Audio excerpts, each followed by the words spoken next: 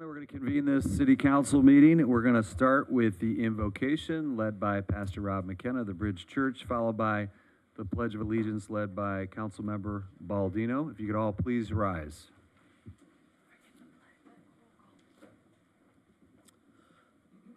Let's pray.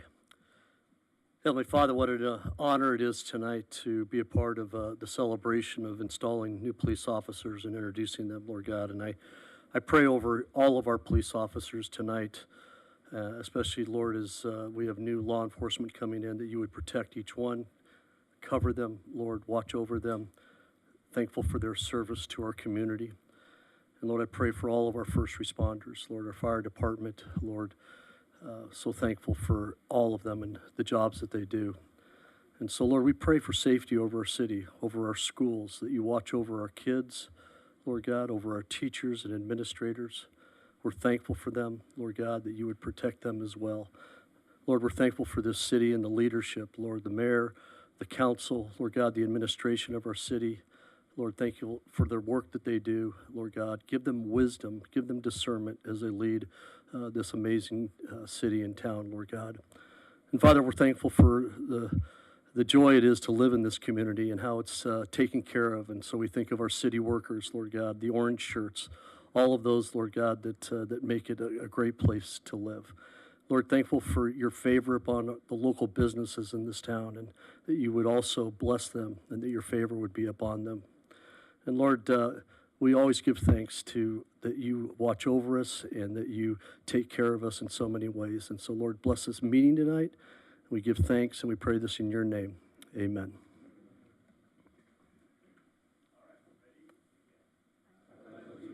To the flag of the United States of America and to the republic for which it stands, one nation, under God, indivisible, with liberty and justice for all.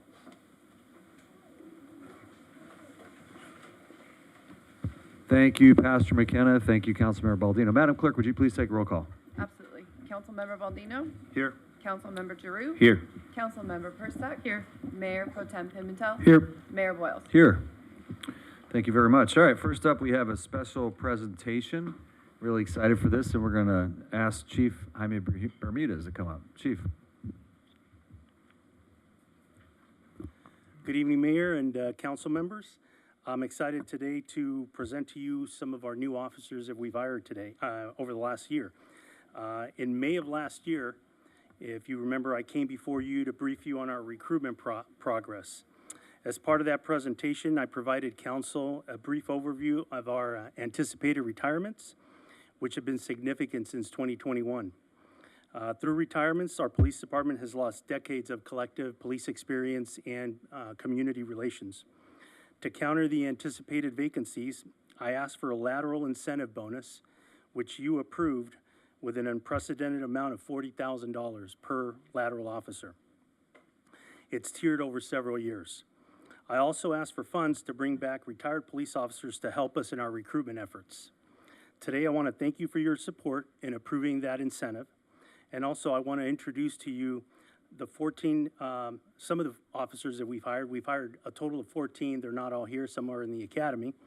But I want to introduce to you the officers that are here that we've hired. We're currently going through our most aggressive hiring push in years, and that's all thanks to our personnel sergeant, Sergeant Chavez, and also the HR department, which is led by Director Reddick.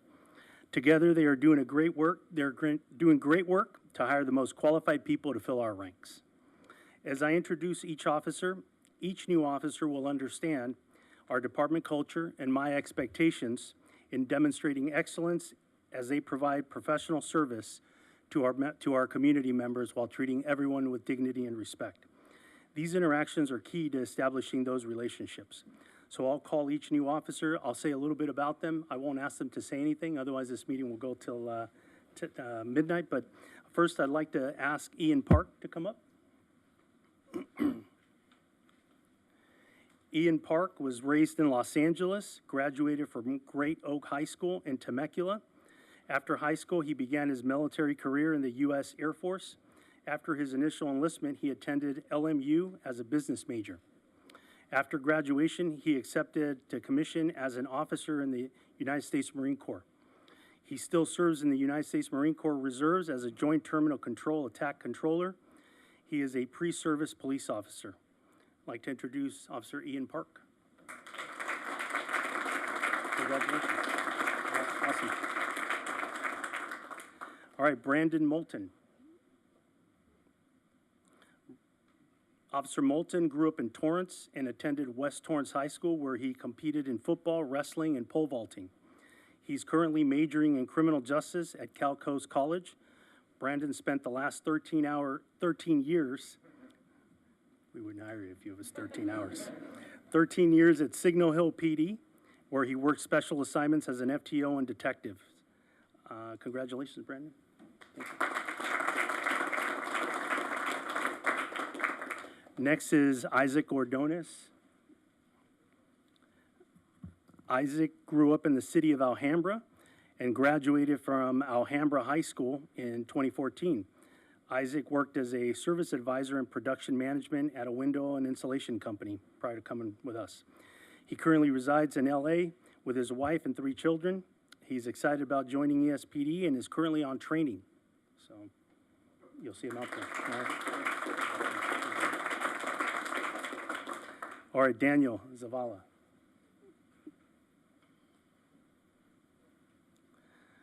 Daniel might look familiar. He's one of our cadets. Daniel grew up in Guadalajara, Mexico, and moved to California with his family in 2016.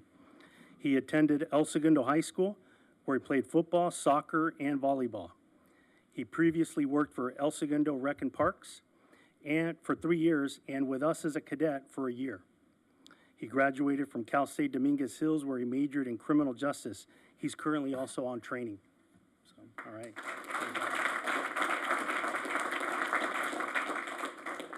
All right, Gavin Reyes. Gavin was raised in Chino Hills, where he played water polo and competitive swimming. He attended Mount St.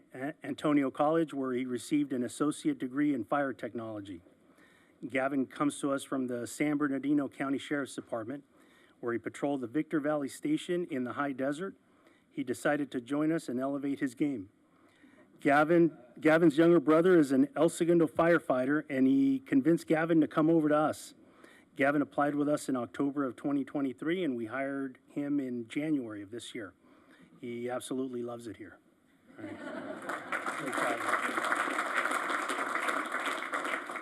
All right, Baron Gaunt. Barrett was born and raised in the South Bay in Torrance. In May of 2023, he graduated from Vanguard University, where he earned his degree in kinesiology, and he competed in wrestling. He graduated the LA County Sheriff's Academy, and he's currently on training. All right, Barrett. And James McSorley.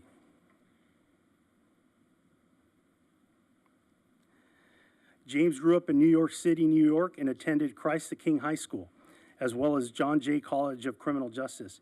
He recently retired from the Los Angeles Police Department with 25 years of experience. Prior to retiring, James' last assignment was Detective Sergeant in the Fugitive Warrant Section of Gangs and Narcotics. In his spare time, James loves practicing jiu-jitsu, lifting weights, playing drums, and the guitar. James is most looking forward to giving back to the South Bay community since he resides with his spouse in Redondo Beach. Great job, James.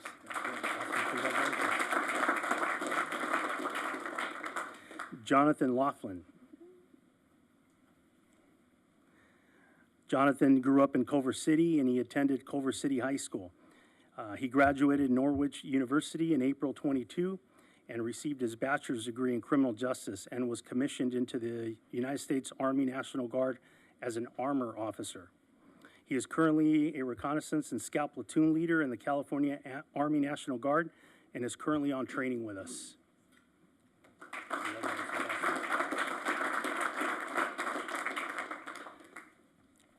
Last, I have Colin Furrows. All right, Officer Colin Furrows was born in Torrance, raised in Peavy Estates. Colin's father is a retired Santa Monica Fire Department deputy chief, and his mother is a nurse at Harbor UCLA Hospital.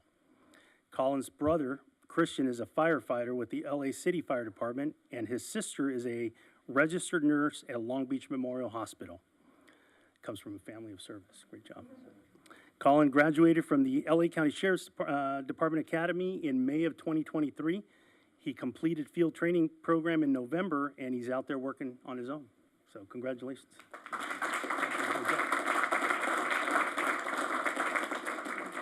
We also have 3 more recruits in the police academy, and they're scheduled to graduate April 12th. So we have 2. And then we have another one scheduled to graduate in July. And we have 2 more laterals that should be hired in the next few weeks. So quite an impressive showing from our personnel. And also I do want to acknowledge HR, because so much of the work that we do, we couldn't do it without their help. So they're absolutely critical in our mission to hire people. It takes a lot of work onboarding them, and so it's a total team effort with finance, our personnel, and other departments. So lastly, I do want to recognize Sergeant Chavez to come up here. Sergeant Chavez is actually our personnel sergeant, so he just got into the assignment. He brings in a lot of different ideas on how to do the job. He's also a lateral. He came to our department in 2020 after 9 years with LAPD. While Jonathan has been with ESPD, he's worked a number of assignments. He's been a field training officer. He's on our SWAT team. He's a firearms instructor. He's an active shooter prevention instructor. And his most recent accomplishment, he became a sergeant with us. So good for him. After being promoted to sergeant, he became our personnel division sergeant. He's responsible for all of our hiring and all of our recruitment. So he's been doing a great job. Thank you very much, John.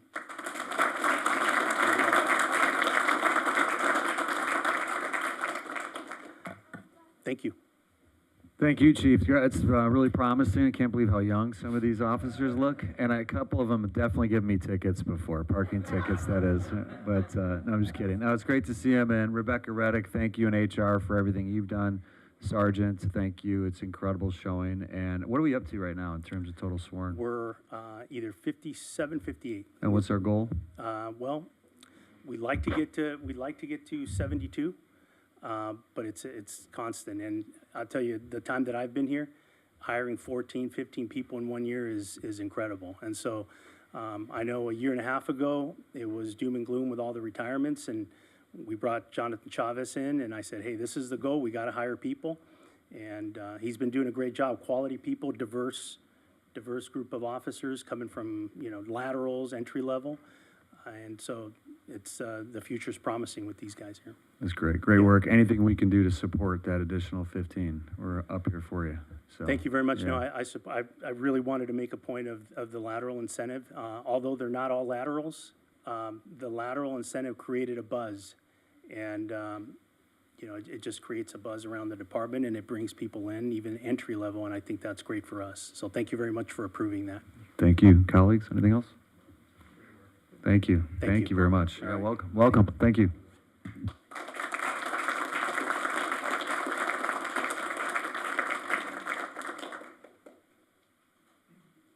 Okay, next up we have Councilmember Perstuck with the Women's History Month proclamation.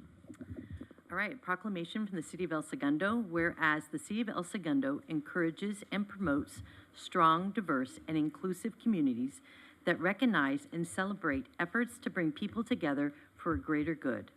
And whereas all women and girls, including women with disabilities, women of color, immigrant women, and gender diverse people who have experienced forms of oppression and inequity, and whereas Women's History Month started in 1981 with Congress proclaimed Women's History Week beginning March 7th, 1982, in conjunction with International Women's Day, celebrated globally on March 8th since 1911. And whereas the City of El Segundo has a rich history of dynamic and strong leaders, community volunteers, which we have many here in the hall today, and entrepreneurs, educators, and other women who have contributed and constructed the path of the city we are today. And whereas the celebration of International Women's Day and Women's History Month honors the collective power of women, values the achievements of women who have broken the glass ceiling, recognizes obstacles that remain, and inspires us all to do the continued work to advance the rights, opportunities, and full participation of women and girls of all backgrounds. Now, therefore, on this 5th day of March, 2024, the mayor and the members of the City Council of El Segundo, California, do hereby proclaim the month of March 2024, Women's History Month, in preparation of the many contributions and achievement by women of the El Segundo community, as well as joining in commemorating and encouraging the study, observance, and celebration of the vital role of women in American history. So I actually there's quite a few women in here that have been advocates for El Segundo, Barbara Briney, Julie Stolnick, to come forward, and Allie, and Tracy to accept this award with me and be recognized as women who are making change in El Segundo.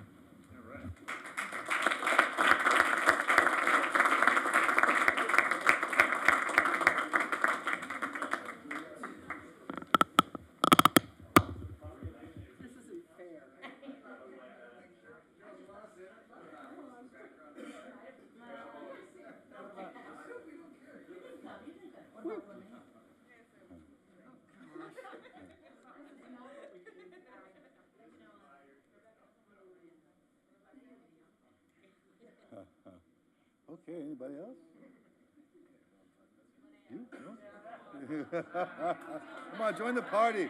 Join the party. All right. Ooh, let's see. Oh. There we go. I'm not dressed for a picture. Gotta hide my bottom.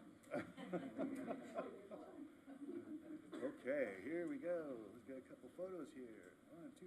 Oh, I gotta back up a little bit. Sorry, guys. 1, 2, and one more. Thank you so much.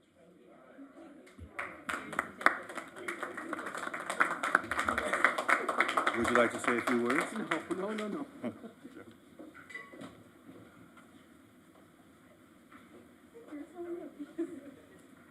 All right, thank you, Councilmember Perstock. Now it's time and place for public communications. I'm assuming we have quite a few. How many cards are we up to? 15. And are they all, okay. Okay, yeah, so why don't we just start by calling the first person, please? You know what? Wait a second, hold on. No, there's staff presentations. Oh, okay, So we will, let's see, 15, and we'll probably get 5 more. We're going to limit it to 3 minutes each, please. So we're going to call the first person up, please. Absolutely. Jeanette, Gant.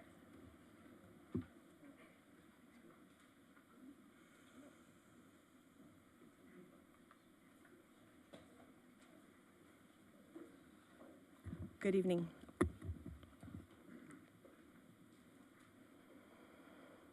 I good? Ready? Oh. Good evening, Council. Jeanette Gant. I prepared a 5-minute speech and a 2-minute speech, so I'll take the 2-minute speech a little slow. So my name is Jeanette Gant. Stand before you here today to advocate for Agenda Item D9, the renovation of the Plunge. Some of you know me and my background, some of you don't. I am a resident of El Segundo. I swam and played water polo here for many years. I have both my bachelor's and my master's degree in recreation administration, 20 years of city government work history, the majority of which has been operating aquatic facilities for a number of cities, including Coronado, Carlsbad, El Segundo, and Santa Monica. I'm an El Segundo Recreation and Parks Commissioner and serve on the Aquatic Subcommittee. There are many reasons why I support the Plunge renovation, namely the opportunity for year-round swim lessons. As we all know, access to swim lessons is not just a matter of recreation, it is a matter of safety. However, currently a minimal number of swim lessons are offered at the outdoor pools during the warmer months, creating barriers for those who cannot afford to pay top dollar or travel far distances for lessons. By renovating the Plunge, we have the opportunity to address those disparities and ensure that swim lessons are accessible year-round to all members of the community, regardless of their financial status. Putting an outdoor pool with bright lights, noise, whistles so close to residents is not a good idea, and I speak from past experience. I can assure you the noise and light complaints will start instantly. Additionally, if you were to tear down the Plunge to accommodate a larger outdoor facility, we would likely be forced to include a parking lot. Where would that parking lot go other than the field? None of us should be advocating for less field space in our community, and I assure you, if that were to happen, there will be 5 times more people signing a petition and standing behind me speaking out against it. As a past water polo player and swimmer, I would love nothing more than to have a competition pool and additional instructional pools. However, I know with the current city budget, that will not happen. There's already a $4 million funding gap for this project. Where would we get the additional money for demolition of the existing structure, the creation of a larger pool, and parking? With the rising cost of construction, delaying this project even further is only going to result in a higher price tag, and eventually we all know the project will be stopped. Ultimately, this proposed plan strikes a balance between meeting the community's needs and addressing practical considerations. With this prospect of an indoor pool for year-round programming and the existing El Segundo Weisburn Aquatic Center providing a competition pool, it appears that the city of El Segundo can indeed have the best of both worlds. I urge you, vote yes on the Plunge renovation project tonight. Thank you for your time and consideration. Right on the money. Thank you, Ms. Gant, with time. Next up, please. Lee Davis.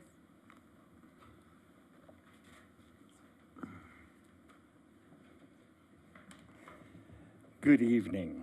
My name is Lee Davis, to West Sycamore, resident for over 60 years, swimmer, water polo player, member of numerous committees, councils, all the way from Topgolf down to, I can't remember the small ones. Anyway, I'm not going to go through too much. I think there's the oldest piece of history I remember when I came in and started helping out with trying to get pools done. It was back in the 1990s. Councilman Hunsaker had about an 800-page survey. I couldn't find it. I didn't want to burden anybody else to try to find it, but I remember a council person telling me, we'll never do another survey like this again. I think you're going to see something quite different. Since then, we have surveys of 2005, 2010, and so forth. All had shareholder meetings and community outreach and everything that we're supposed to do to see to it that we get a project done and done right. I was going to bring up some recent history, and it came out in some letters, but I'm gonna go over it anyway. Recent history, this council, I think just about everybody up here, went against the Aquatics Committee, Parks and Rec Commission, and the staff and approved Acacia Pool project. They came back a couple months later, as I'm sure you all remember, and they closed it, and you closed it, rightfully so. When you do that, you actually did it with the premise that you were going to renovate Eurosari Swim Stadium. That's a pledge you made on that night. That's money that you put into it. I would hope we're going to follow through with that. I could go on about everything else. I've got a ton of stuff. I'm not gonna bore you. I'm not gonna go past all that, all my time. I just urge you to not stop this now and cause us another year or two and another $2 to $4 million. Because every time we pause this project, or any project in town really, it's another year or two and $2 or $3 million. Please vote yes on item 9. Thank you. Thank you, Mr. Davis. Barbara Brainy.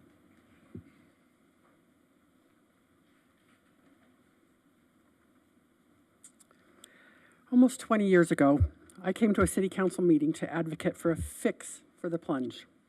My youngest was in the middle of her high school career, playing water polo and swimming.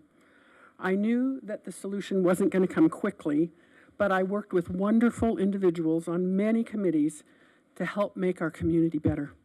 The Plunge no longer met the needs of the aquatic community or the whole community. No longer could kids in our community depend on the Plunge to be operational on a daily basis. The high school athletes had to find other pools that they would let them practice at. Swim lessons could no longer teach little ones how to be safe in the water, and seniors could no longer come to a workout with their friends in the pool. The Plunge needed help. The city council listened, and for 10 years, we went back and forth on how to figure it all out. I sat on committees that looked at so many sites in El Segundo that we thought might work. So much time, effort, and money was spent on trying to meet the needs of all of our community. After a long, tedious process, a solution was found, and a terrific aquatics facility was planned and completed. Was it perfect? No. Did it meet our needs? Yes, for most. How grateful I am every day when I walk into that facility, and I'm there 5 days a week with my grandchildren now. That high school daughter of mine lives on her own with her own child and her husband in another community. How much time has passed, and how many people have not had the ability to utilize the plunge? The city has followed a deliberate process to reach this point tonight, the final step in renovation of the Eurosari Swim Stadium. El Segundo has waited patiently for this day. It is now time for you to make good on the promise made to the community so long ago. Give us a facility for the little kids to take swim lessons, for seniors to go to their exercise class, for families to spend Friday night in a safe, updated facility that meets their needs. Now is the time for you to bring this grand facility back to life. Many years ago, another body in our community was gathering input as to bring life back to a facility that needed a lot of help. Many people said, tear it down and build something new. Can you even imagine that if that school board had listened and the main building at the high school had been torn down and replaced with something that didn't reflect the love and sacrifice and devotion that this community represents? I'm so grateful that that school board found a way to follow through with their commitment to the community. And so should you. Please approve the plan tonight and move ahead with the renovation of the beloved building, the Eurosari Swim Stadium, that stands as an example of what El Segundo really is, and that's a community. Thank you. Thank you, Mrs. Barney. Dave Williamson.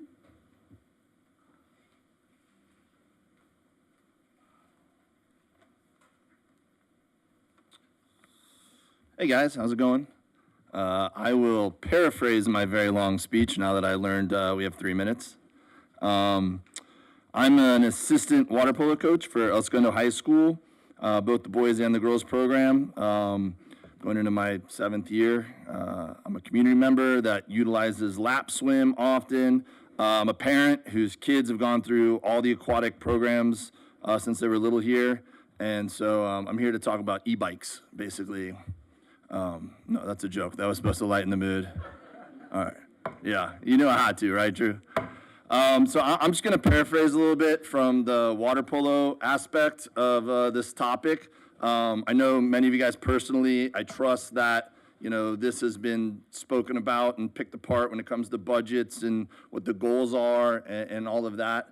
I was hoping that actually there'd be a little bit of a presentation that I could have got caught up to speed and been maybe a little bit more intelligent with what's gone up to this point, because one of my points is just that I'm as entrenched in the aquatic community as I got to believe anybody here in El Segundo, and I was not aware that this process had gotten to this part and that we were so quick to making a decision and we were there. I mean, maybe that's on me, but you know, it seems like I'm not alone when you see the chat boards and how riled up everybody is, and that we're at this point of kind of no return depending on your vote tonight. Just really quickly paraphrasing what I wanted to say about water polo in general. If you're not aware, and I know that it's not the main use of the plunge or going to be intended for that moving forward as a competition pool, but the current thumbprint of the plunge is pretty much useless for water polo past 12U. Maybe you could have some practices for 14U there, and I've seen a lot of people comment on it was good enough for years and years and years, but I mean, I think it's the equivalent of building a new gym for $15 million for the high school and it being perfect for volleyball, but you put peach baskets up for the basketball team. It's just the shallow end specifically, even if we utilize the current footprint, the shallow end makes it pretty useless for the community to do masters water polo, to use as a backup if for any reason we can never use that pool, for any sort of clubs to make revenue, if we're going to run in practices, if we want to do tournaments and utilize both pools just for a weekend. The shallow end specifically makes it unusable for water polo. And then just quickly to make a point that we are very grateful to have that pool, the new pool, the competition pool. It's been a blessing to have more space and build our programs. You know, we have close to 100 kids in between the boys and girls program now, just because we have that room to grow. But as you go through these processes, please don't speed through it, because I think that doing that for the other pool has caused a lot of challenges. We use bungee cords from Home Depot to set up our competition course. There's flag poles that are very heavy and not Mr. Williamson, we got to wrap it. Got you. Thank you. The bulkheads, I mean, we're lucky we have a very amazing staff there that masks a lot of that, but for a state-of-the-art facility, I think because of what happened in this process before, that pool could be better for our community. So thanks, guys. Appreciate all the work you've put into this so far. I know it wasn't easy. Carter Williamson.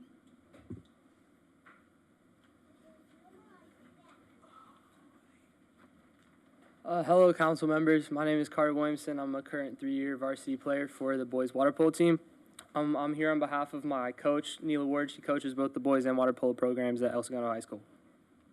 As a member of the El Segundo aquatics community, I am asking you to postpone the approval of the current plan to renovate the Sari swim plunge in order to review other options that would better meet the needs of our aquatic community. I am overjoyed that the city of El Segundo wants to continue to invest money into aquatics.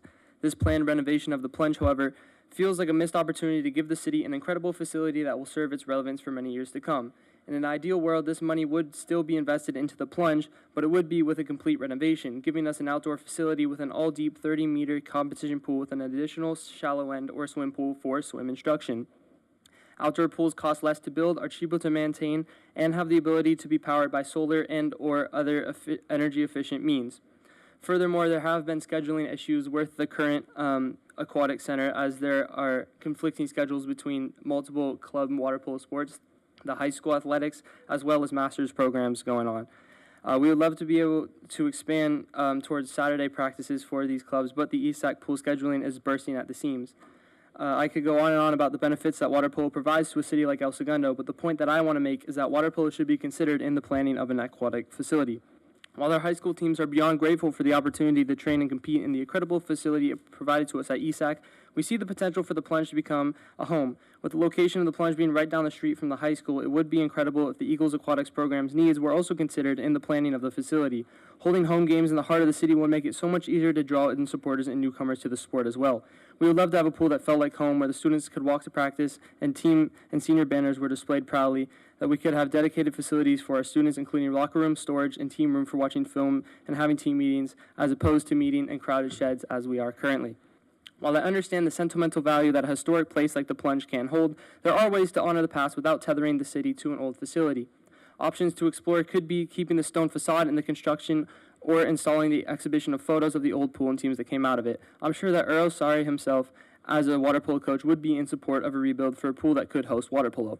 When they demolished the Drake Swim Stadium at my alma mater, Samuel High, I will admit that I felt sad at the loss, but now every time I visit their incredible new pool, I feel pride and excitement for the current students that get to enjoy it. Please pause the approval of this renovation and take the time to explore other options. This should be a time for celebration in the El Segundo aquatics community, not a missed opportunity. Thank you, and go Eagles. Neil Ward. Thank you, Mr. Williamson. Pat Gray.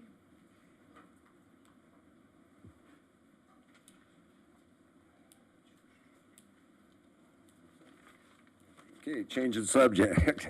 Hello, council members, mayor. My name is Pat Curry. I live at 412 Washington. You saw we had a pretty good showing last council meeting.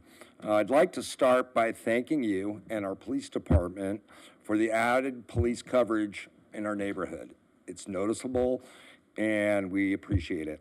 I'd also like to thank the council and city manager.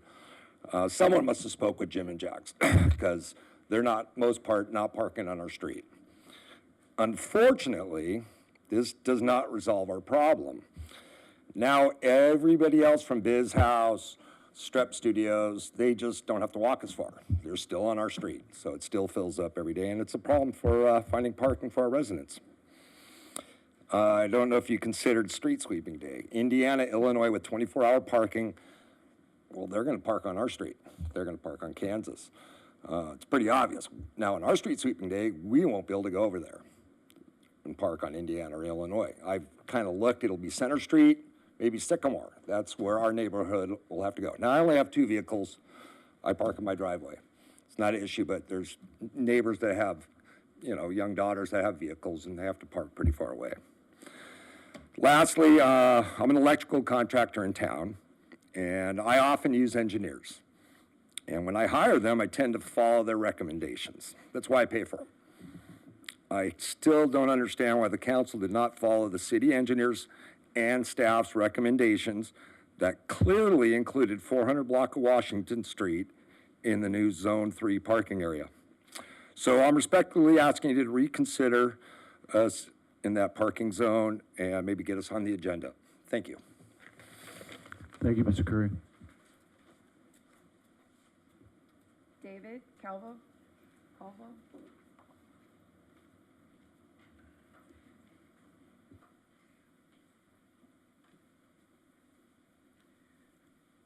Good evening. I'm here to also speak about a different topic. So it's D10, the construction contract award for the Main Street Imperial Highway Monument sign. And we had sent I am with Floresco Services. I'm representing my company, which is the one of two bidders that was bidding for this project. The other one's Square Signs Incorporated, DBA Front Signs, which is the one that you are voting on to award the contract to. And our protest was based on the fact that this project, when the city opened it up, it was opened up to both generals. The first time it was just general building contractors, Class B, and no bids were received. This was last year. So they opened it up to also C45 sign contractors, but under the requirement that we would sub out the necessary work, such as C10 electrical, C8 concrete, and landscaping as well, which all require a specific license to do the work. This company, Square Signs, has a C45, and that is it. So they're not, they don't have the requirements and the proper licenses to legally do this work. The bid does not list any subcontractors, and it is signed by the representative of the company. Therefore, they're stating that they're going to self-perform all the work. And with the C45 license, you cannot self-perform that work in the state of California. So we're asking that the council vote against issuing this contract today and send it back to be revisited. When we did the proposal, we actually did it, even though it was unorthodox, we were the primary, and we then got a Class B general as our sub to be able to then sub out the other work, which is the responsible way to do this. I would say that the city would open it up to Class Bs again, and with a little more advertising, so that way they could get responsible bids that are handled by a Class B, which is, they have the specialty to be able to manage these projects. Even as a C45, and we have a C10 as well, we still were having our Class B manage the project because that is just not our forte. We don't have a general contractor's license, and nor does Square Signs, LLC, DBA Front Signs. So we just ask that for item D10, that the council vote against approving this contract and send it back to be reconsidered. Thank you. Thank you, sir.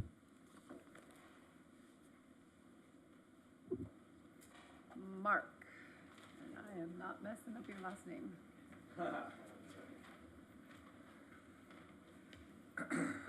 Hi, my name is Mark Cavagnolo. I think I've met a few of you already. My wife and I are now in our 10th year here in El Segundo. We've got a son and a daughter, both of whom go to RSS, and they swim with Alpha over at ESAC right now. Actually, right now. I've been in the aquatic community my whole life, swimming and playing water polo from a young age, and then through college, and now as a parent. I'm here to ask the council to pause the awarding of the construction contract for renovation of the Eurosari Swim Center or the Plunge. Last week, I attended the aquatic subcommittee meeting where I learned that the $14 million renovation of the Plunge would do nothing to actually increase the capabilities or address the current strains on local aquatics facilities. We're looking at spending $14 million at least on a beautification project that we can expect to cost an additional $1.5 million or so every year, all without providing the necessary changes to allow for high school swimming and water polo training or competitions, the very reason the Plunge was built in the first place. After that meeting, I reached out to other residents to see if any were aware of the costs and the limitations of the plan. None were. It's clear that our community loves the Plunge. I love the Plunge. But we were unaware of the specifics of the renovation, especially the cost, and that the cost would equal or exceed the new ESAC. Even the recent petition that was circulated, it does not mention the cost of the remodel, that will likely exceed the cost of the aquatic center, and that the extreme complications of a first-of-its-kind renovation mean that it cannot address the primary function of the facility in the first place, the use of the pool itself. We all agree on the importance of a pool in the heart of El Segundo that honors our town's history and its dedication to aquatics. At least I hope we do. A facility that meets the needs of our senior community and our children, both today and in the future, and that's why we should take the time to get it right.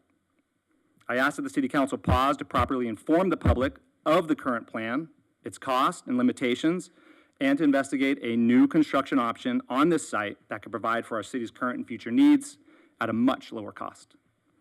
The Plunge is the centerpiece of our community, and we deserve a facility that we can use for the next 80 years. Please pause on the contract so we can make sure that we're making the right choice for El Segundo in the future. Thank you. Thank you, Mr. Gavinola.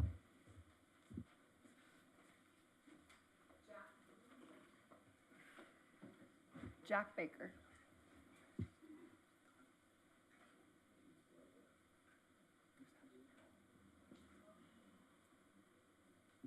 Rachel Jarvis.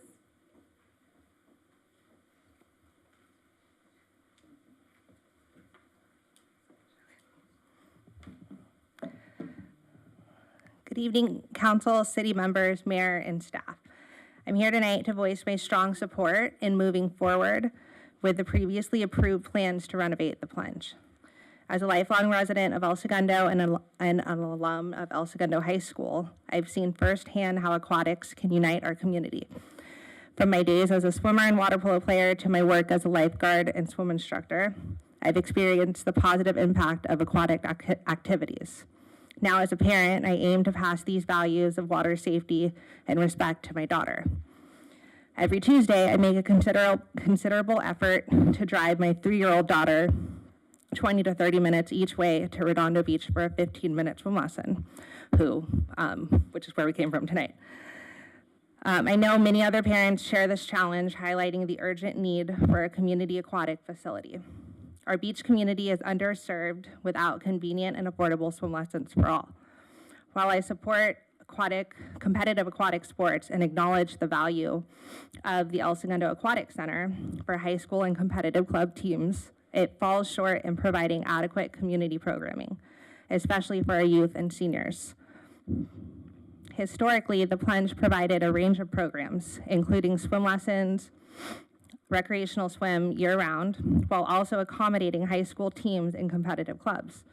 Renovating and reopening the Plunge will not only revive these programs, but also free up valuable pool time at the El Segundo Aquatic Center for high school and club teams. For many years, our community has needed better aquatic facilities. 6 years ago, the state-of-the-art El Segundo Aquatic Center was delivered as promised, and now it's time to fulfill this commitment and bring back a true community pool. I urge you to proceed in previously approved plans supporting the renovation and reopening of the Plunge to create a vibrant, inclusive, and accessible aquatic center that will benefit our entire community. Thank you for your time. Thank you, Mrs. Jarvis. Michelle Keldorf.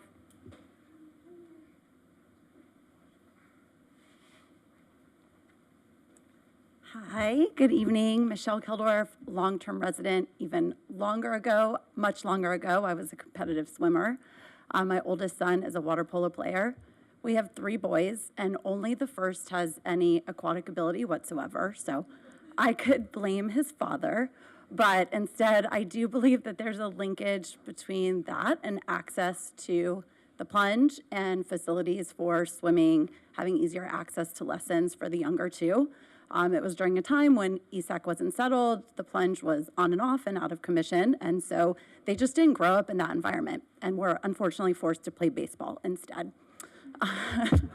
But I am here tonight to take a little bit of a different stance and ask that if you do go ahead with the proposal as planned renovation of the existing facilities, that it's done so with some assurances that we will not, as a community, lose access to ESAC.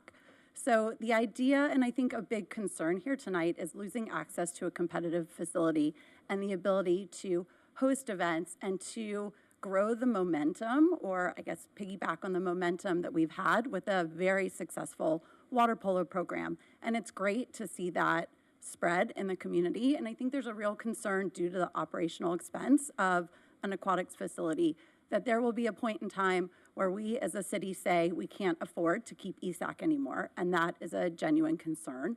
So along with that, I would love to see council devote increased resources to a facilities director for the aquatics, both pools.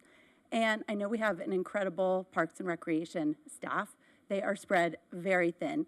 We are fortunate to have the best facilities in the South Bay across the board, and we're asking a lot of them, right? Field space, they manage everything, and to take control of two cost centers, because that's what the pools are. They cost us money, and the community has said that that's worth it because of what we get out of it. But we really need to focus on making sure that every usable hour is billed and we're generating as much revenue as possible so that we can devote equal resources to other things. So I would just like to ask that along with this, whatever the renovation plan is, we spend an equal amount of time talking about operations. The pool will cost 15 million. I think at one point, and I too was hoping to get a little bit of the presentation first, but between both ESAC and the Plunge, we're looking at close to $1 million in operating expenses. And so we just need to have a really strong sense of how we're going to fund that so that we don't lose access to either pools. Thank you. Thank you, Mrs. Geldorf. David, Tom?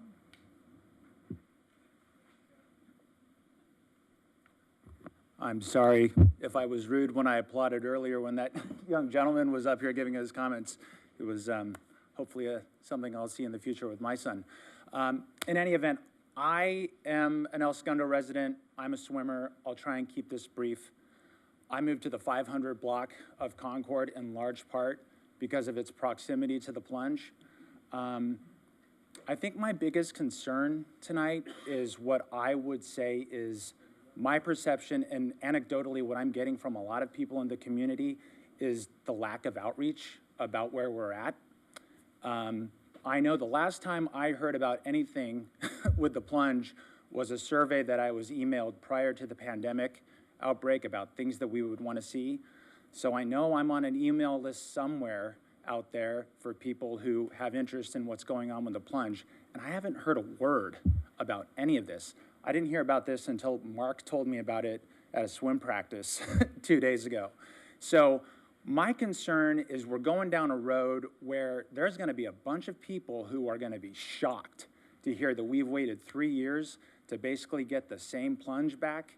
I mean, it's 2024. That pool, I know we need a community pool, but that doesn't mean we need an antique. The commentary about the limitations of the actual water space, I echo them completely. I know we want to have a pool that is suitable for lessons, suitable for senior lessons, but we also want to have a pool that can accommodate all the other uses we want to have. Water polo, competitive swimming, and with those other stakeholders, you need to design a pool up to those standards. You can't have a pool that doesn't have gutters, that is 2.5 or 3 feet deep at one end. You can have a shallow one, but you have to have a pool that serves the broader needs of the community. So anecdotally, my last thing that I'll add is I think I signed up for something through Manhattan Beach Parks and Rec for one of my kids for lacrosse maybe 2 years ago, and I have been getting more information about what they're doing with the beg pool over there, including I've gone to their city council meetings about what they're doing, and they're having option 1, option 2 discussions with all the members of the community who can come in and voice their concerns. I heard a concern about noise and light pollution. Well, I can tell you right now, as somebody who lives 3 doors away from the Plunge, that would be fine. I would take the light pollution and a little bit of noise if I knew that we had a pool that was proper for the 21st century. So I second everyone here tonight who said we need to take a pause and make sure that we have some more community feedback on what the path forward is right now, because right now it feels like it's a bit of a railroad job for a lot of people who are interested in seeing a modern pool in this town. So thank you very much for your time. Thank you, Mr. Tom. Ben Hopkins. Hello, my name is Ben Hopkins. I'm a resident here with my family in El Segundo, but I wasn't always. At a time when my older son was doing swim lessons at Alpha with Alpha Swim Club at the Plunge, and we would drive 20 minutes back and forth for taking the kids to school, bringing them back home, doing their homework, bringing them back for aquatics lessons in the Plunge. So I've been there and I've sat there many a time watching my kids swim laps. And I'm really familiar with how old that facility is. And I love the idea that it's going to be something different and better. I really do.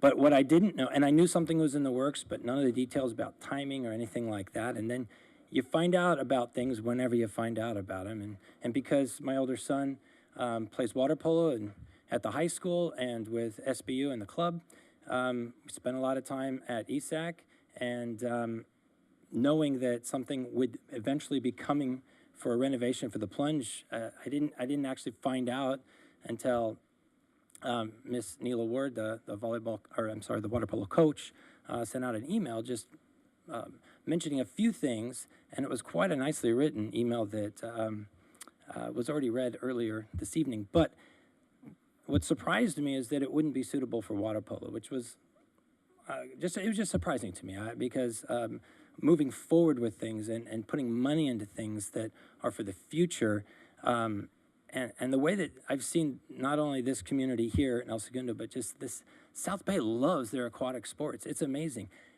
ESAC is full all the time. Every time I go there, whether it's senior citizens or little youngsters learning to swim, it is amazing to see everything that goes on there, including high school swimming and water polo on both the high school level and in club sports.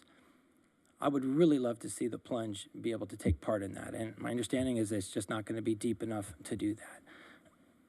So I'm not just speaking on, I mean, my kids will be out of high school by the time anything's really done and accomplished, but I think about the wonderful programs and the younger kids that want to play water polo in this community. So if there's an opportunity to have some consideration moving forward, that's why I'm here to speak. Thank you. Thank you, Mr. Hopkins. Barry Gribben.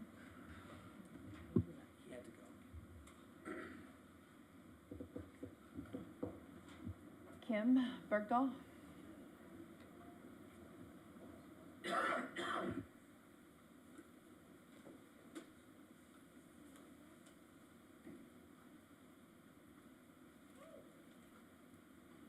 Kim Bergdahl, 207 Whiting Street.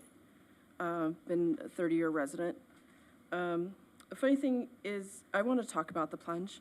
And the funny thing is, I was talking to my GP today, and she recommended swim exercise. And then she asked, do you know how to swim? And I said, I do. And she said, that's great, because she didn't know how to swim. And because it's really hard learning as an adult. We were very fortunate to have the Aquatic Center for water polo and other competitive events, but I think it's really important to have a covered community pool for children to learn to swim year-round and to be able to easily practice those skills during the summer when they have off. We lost Acacia Pool. I think that was a sad loss for our community. And for the adults, they need to have a pool that they can exercise. I found it very difficult to try to get into the Aquatic Center to be able to exercise. I had the benefit of learning to swim in a community pool. My daughters had the benefit of learning to swim at the Plunge. And we have been without the benefit of a community pool for too long. My daughter frequently asks me as we drive by, when are they going to open the Plunge again? So I urge you, please don't delay. Please consider moving forward and voting for the renovation of this pool. Thank you so much. Thank you, Ms. Bergdahl. Anyone else that would like to put in a comment card? Yes. Just see the clerk right here, please.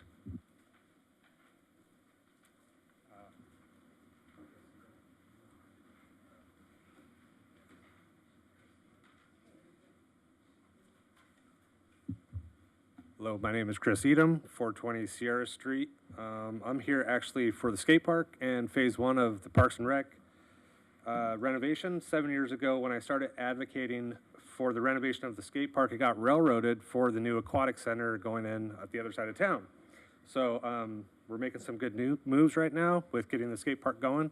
I just don't want to see that get put on the back burner again because we're focusing on the aquatic center.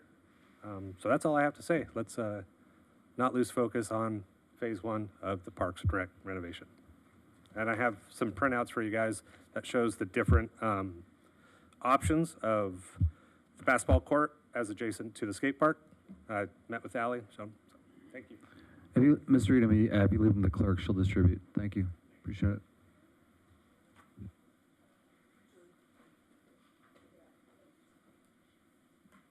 I submitted a letter to you guys regarding the plunge, but I just wanted to say, Julie Stolnack, that I hear all about competition and water polo and swimming, and I was born and raised here. My family was both competitive and just free swim, learning to swim. So my dad back in the 40s, swimming competitively, playing water polo, my brothers playing water polo and swimming, and me just learning to swim, my son learning to swim. And it's about families, it's about community. We have a competitive pool now. We have a great aquatic center. We need, in the center of our town, we need community swim. We need where we're building memories. We need where we're teaching our kids to swim, to become competitive swimmers. We need the place where our families unite and come to learn, come for seniors to learn, not to learn to swim, but to come and exercise and socialize. We need our plunge to come back. We need you to vote yes. We need to spend the money. We need our plunge back. It's important for our community. I see one day that if we build another 50-meter pool and we have an outdoor facility, Wiseburn is going to push us out of this facility that we have now. We need to save our plunge. We need to have community swim. It's important to this community. When I was growing up, we learned to swim in elementary school. Mrs. McDonald taught us. It was a rite of passage to jump off that high dive. You know, we got picked up by Frank, the bus driver, and he drove us to the plunge, and we went in and we swam. That was part of going to elementary school here, is you had swim lessons. Everybody had to learn to swim in elementary school. It was at the plunge. The plunge is important in El Segundo.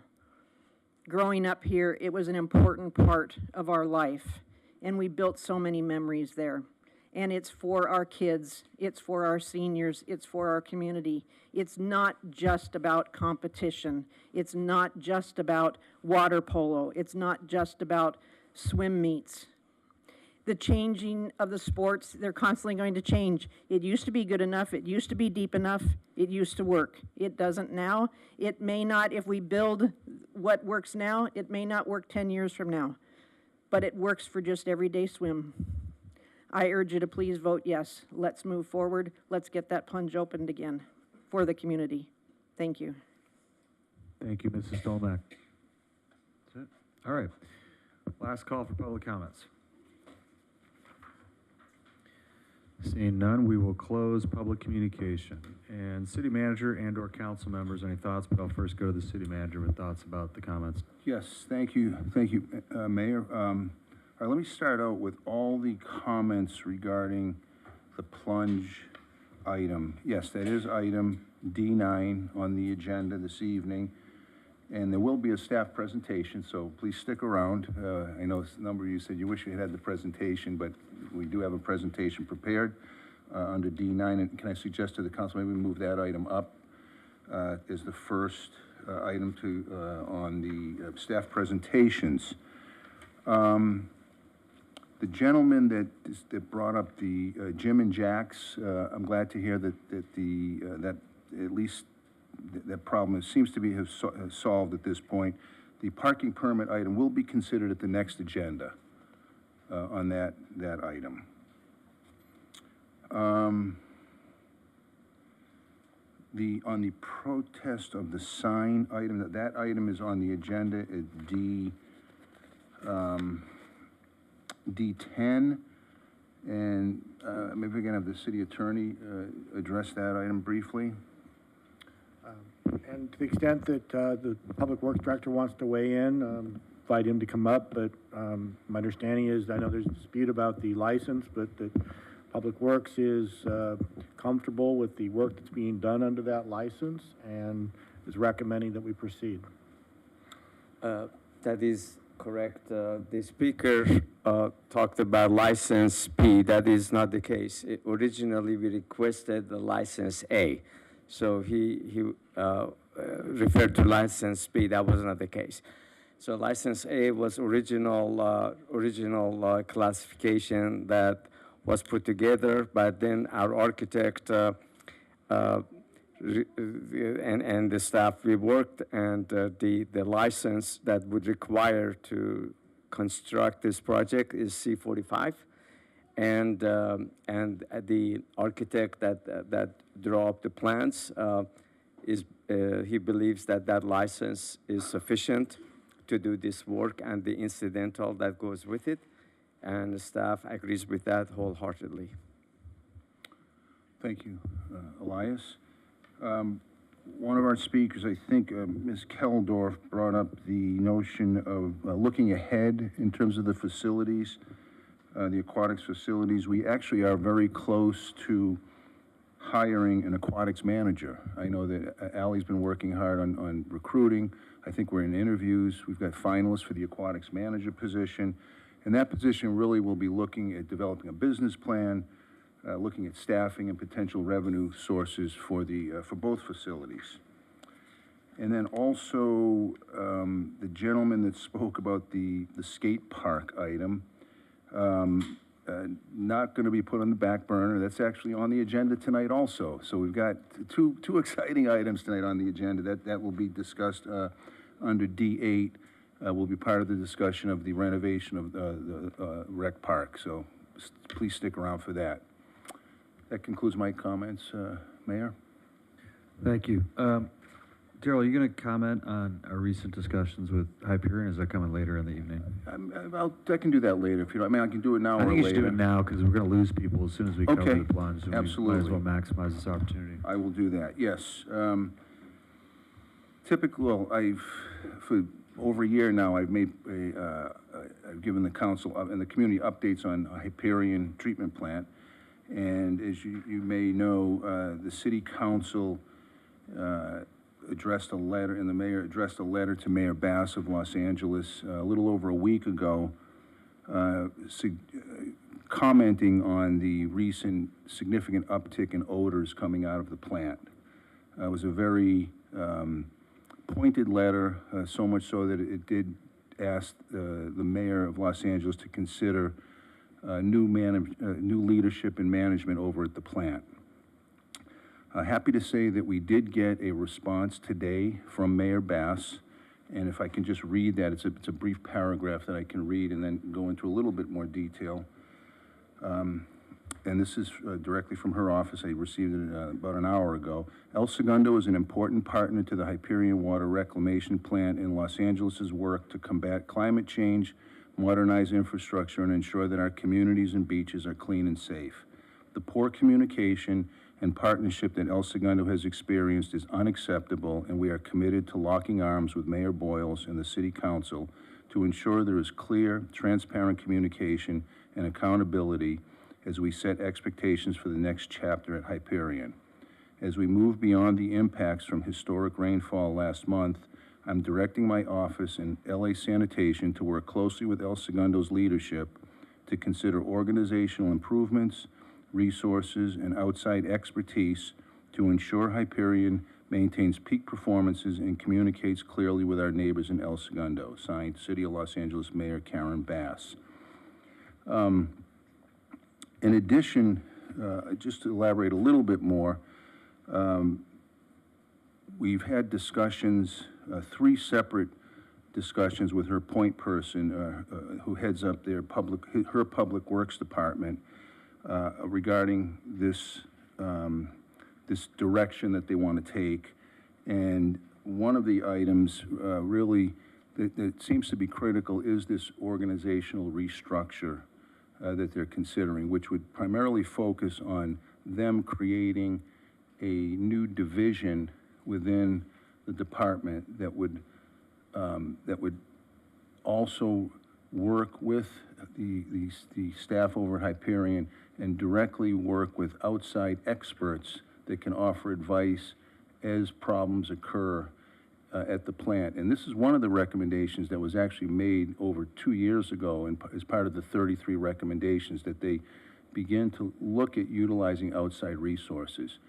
So it's our understanding that the mayor will be putting dollars and line items in her proposed budget that will go to the full LA City Council in May for consideration. So they do appear, at least at this point, to be looking at significant organizational changes that we hope will help.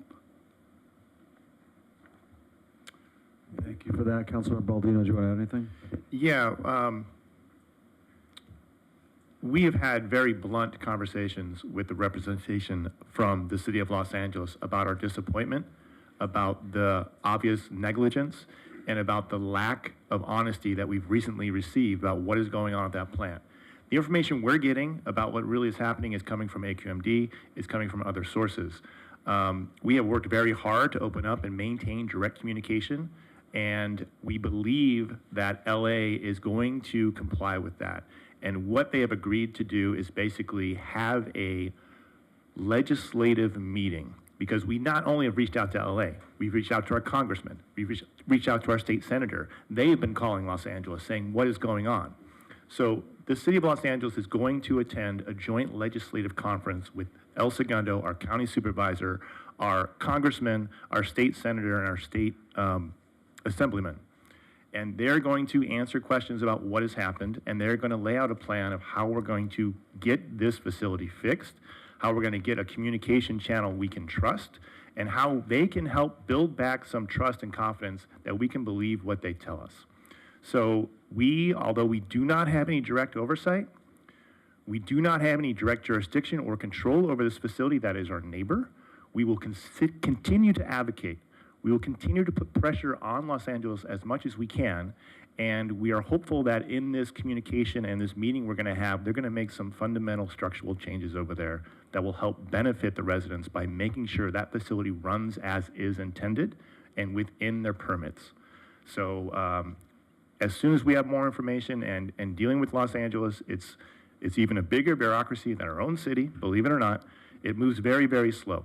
And so we will keep the pressure on, we will keep advocating, and as we have more information and results, we will continue to push that out to the community so that you can all stay informed. Thanks. I just wanted to add one other thing. I know people sometimes don't feel the need or don't want to contact AQMD when there is a smell or they sense that there's something wrong. Please, that is our avenue to capture all the activity that's happening. So please don't be afraid to contact AQMD if you smell anything, because the more that we actually track that information is the better. So please, we encourage you to reach out. They are the organization that monitors the Hyperion, so we need you to do your outreach to them if you smell or hear anything. So please, don't be afraid to pick up the phone and call AQMD. We need that information tracked. Thank you, Councilman Persick. The only thing I'll add to my colleagues is that the main point that we said, if you had to do anything, the only thing that's really going to restore confidence and credibility of your organization within our city and with our constituents is if you change leadership. And that was really the thrust of the letter to Mayor Bass. We kind of went out on a limb a little bit, but early indications suggest that they are willing to invest, and we made it clear we need the best wastewater treatment plant expert that there is in the nation or the world to run this plant. It's the largest waste treatment plant west of the Mississippi. This is a huge undertaking and an infrastructure that is woefully inadequate, not maintained at all, and it seems as if they are going to make that commitment. So we're, as Councilmember Baldino said and Councilmember Perstuck, we're waiting with bated breath for that. And the fact that they've admitted their negligence and their lack of communication and writing is a good first start. So more to come, I'm sure, right, Mr. Yes, George? if I can just add to that, the hiring of that expert, they are going to allow us to help draft that job description as well as sit on the interview panel for that person. So I think that's significant also. All right, great. Anything else? Mayor Pro Tem, Councilmember? Okay. All right, we're done with public comments. We're on to A, procedural motions. Read all ordinances and resolutions on the agenda by title only. Do we have a motion to do so? So moved. Thank you. Mattel, second. Thank you so much. All those in favor? Aye. Aye. Carol, you're an aye? Aye. Okay. 5-0.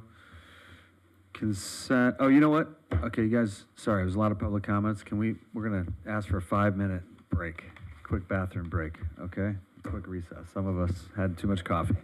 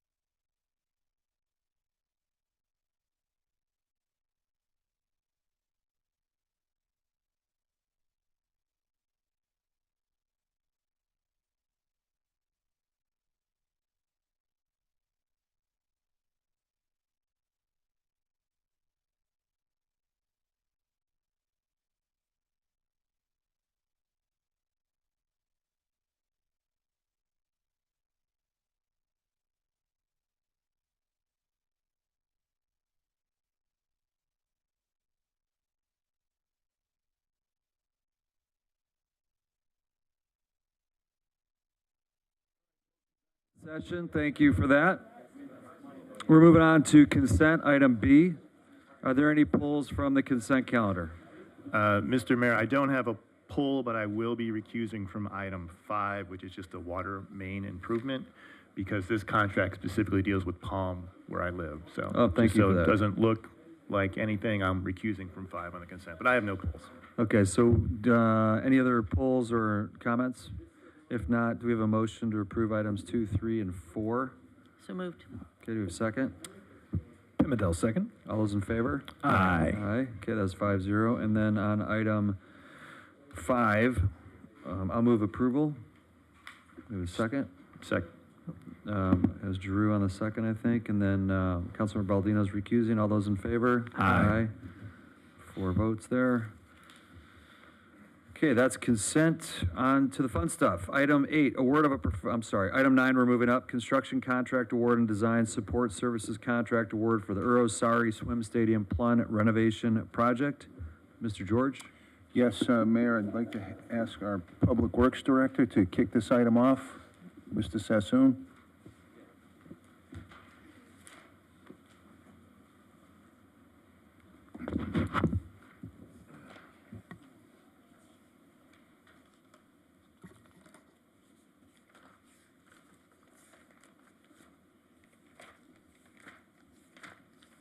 Sorry.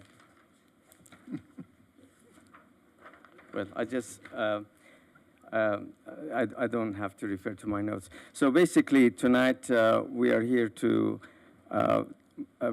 recommend award of the renovation of the plunge to the city council. But before we discuss that, I would like to ask my colleague, Ms. Ali Mancini, Director of Rec and Park and Library, to go through the historical events regarding the renovation of the plunge, and then we'll come back and discuss that in more detail.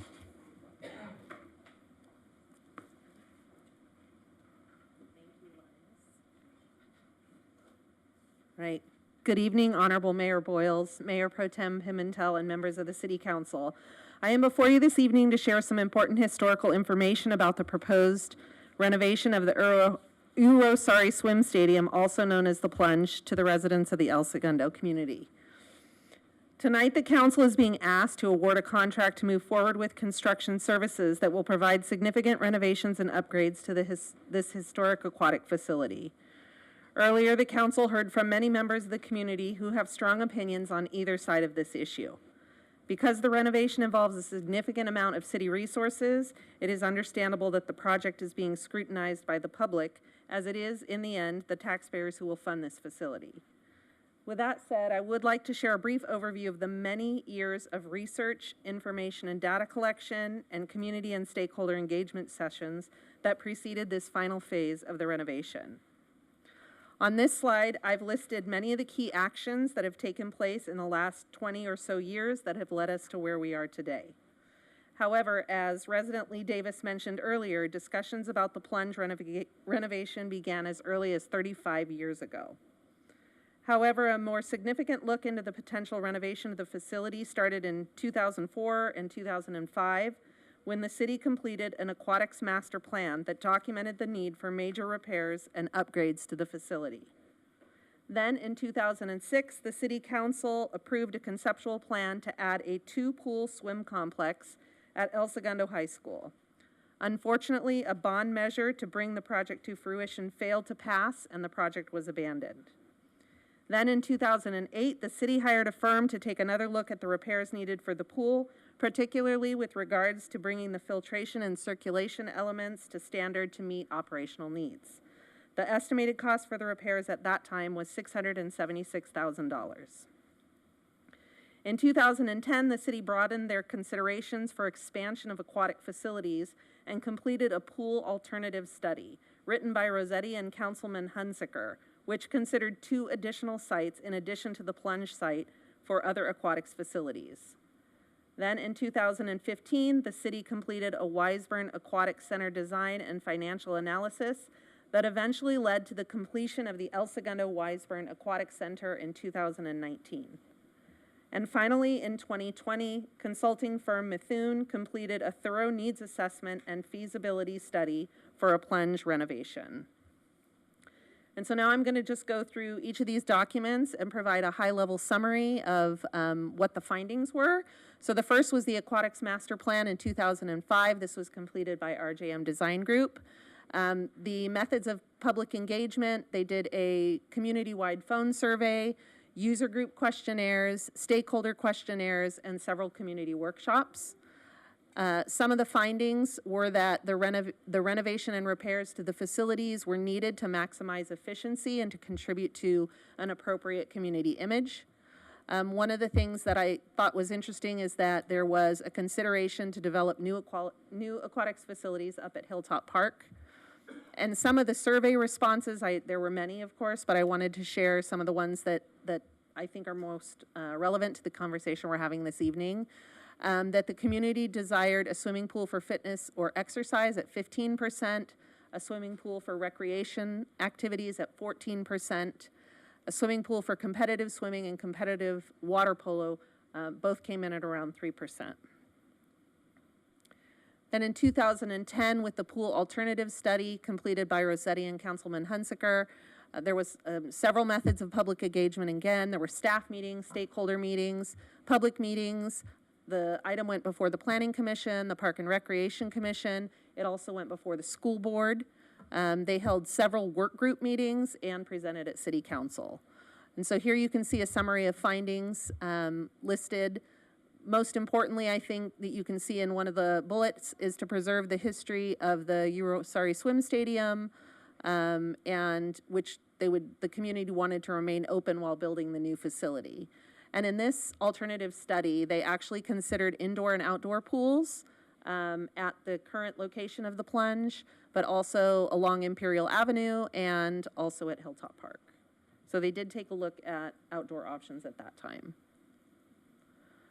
Then in 2015, when we started to move towards the development of the Wiseburn facility, we conducted a program design and financial analysis with Isaac Sports Group, LLC. I'm sure some of you probably remember that. Again, there were meetings with city staff, the Wiseburn School District, the El Segundo Unified School District, and a pool design committee. And the summary of findings listed here was to provide a top aquatic center to move El Segundo swimming and water polo team programs from the Eurosari Swim Stadium to the aquatic center. There was also a recommendation to significantly expand existing aquatic programming specifically for open swim and recreation access for the residents of El Segundo. And then additionally, we wanted to find ways to have a positive economic impact on the city from sport tourism. So really the aquatic center was designed to do exactly that: competitive sports, competitions, bringing in NCAA, Olympic qualifier activities. And then during that report, there was also a finding that funding for the renovation of the swim stadium remained a priority for the City Council.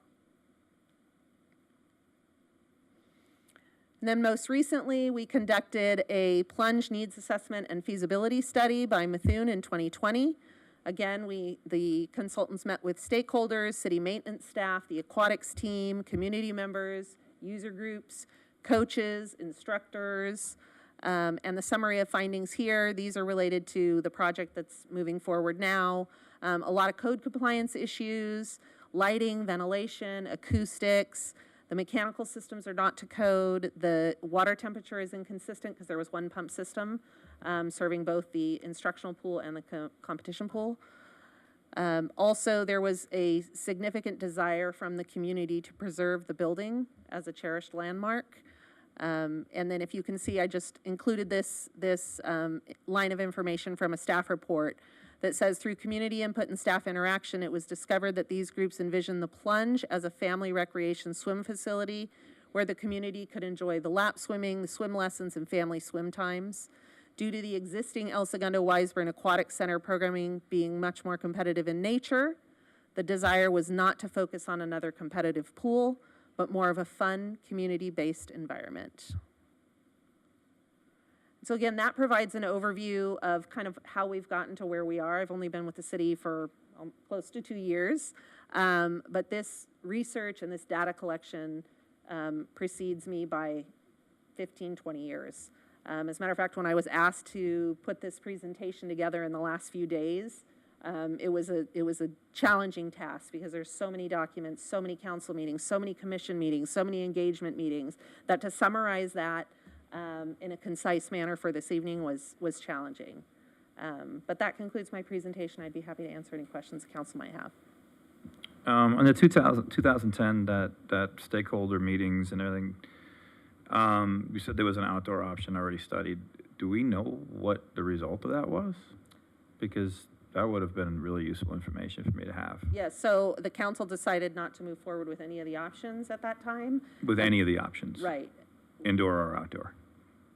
Well, there wasn't any option that was just indoor or outdoor. All the options that were provided included an indoor facility and an outdoor competitive pool. Okay. But Can we I didn't go add forward with it. Some context on that, though, Yeah. and, Sure. and this is something that Ms. Stolnick and Ms. Briney could probably recall. When Measure Q, which would have put the pools right where the right next to the football field, was thundered at the polls, and it led to a change in the council. The council turned over based on that. A lot of the requirements on that were for parking and were for noise that led to that being defeated for the residents who are right there in Arena and right abutting the football field. So I think that the same people who would be in 2010 who would not have explored the outdoor pool further are the ones who were elected in 2006 on the back of defeating Measure Q. Gotcha, thank you for that. And then 2020, the outreach, we do realize that during COVID, right? Yes, I do realize Just that. wanted to kind of point that one out, but okay. All right, thank you for the history lesson there, it's very helpful. Well, let's also remember that after 2006, when that failed, the school district did a bond in 2008. That was new football field, new auditorium, and no pool. And that one was passed by the voters. We're wrapping up another $92 million school bond, which they did their own facility assessment and asked the stakeholders, what do you need at the high schools? There is no pool in that bond. So we as a city don't own the land that the school district owns. We're not allowed to build pools at the school district. But the idea that no one's thought of an outdoor pool at the Plunge, it's been kicked around for quite some time. And I thank you for your report. You're welcome. Any other questions?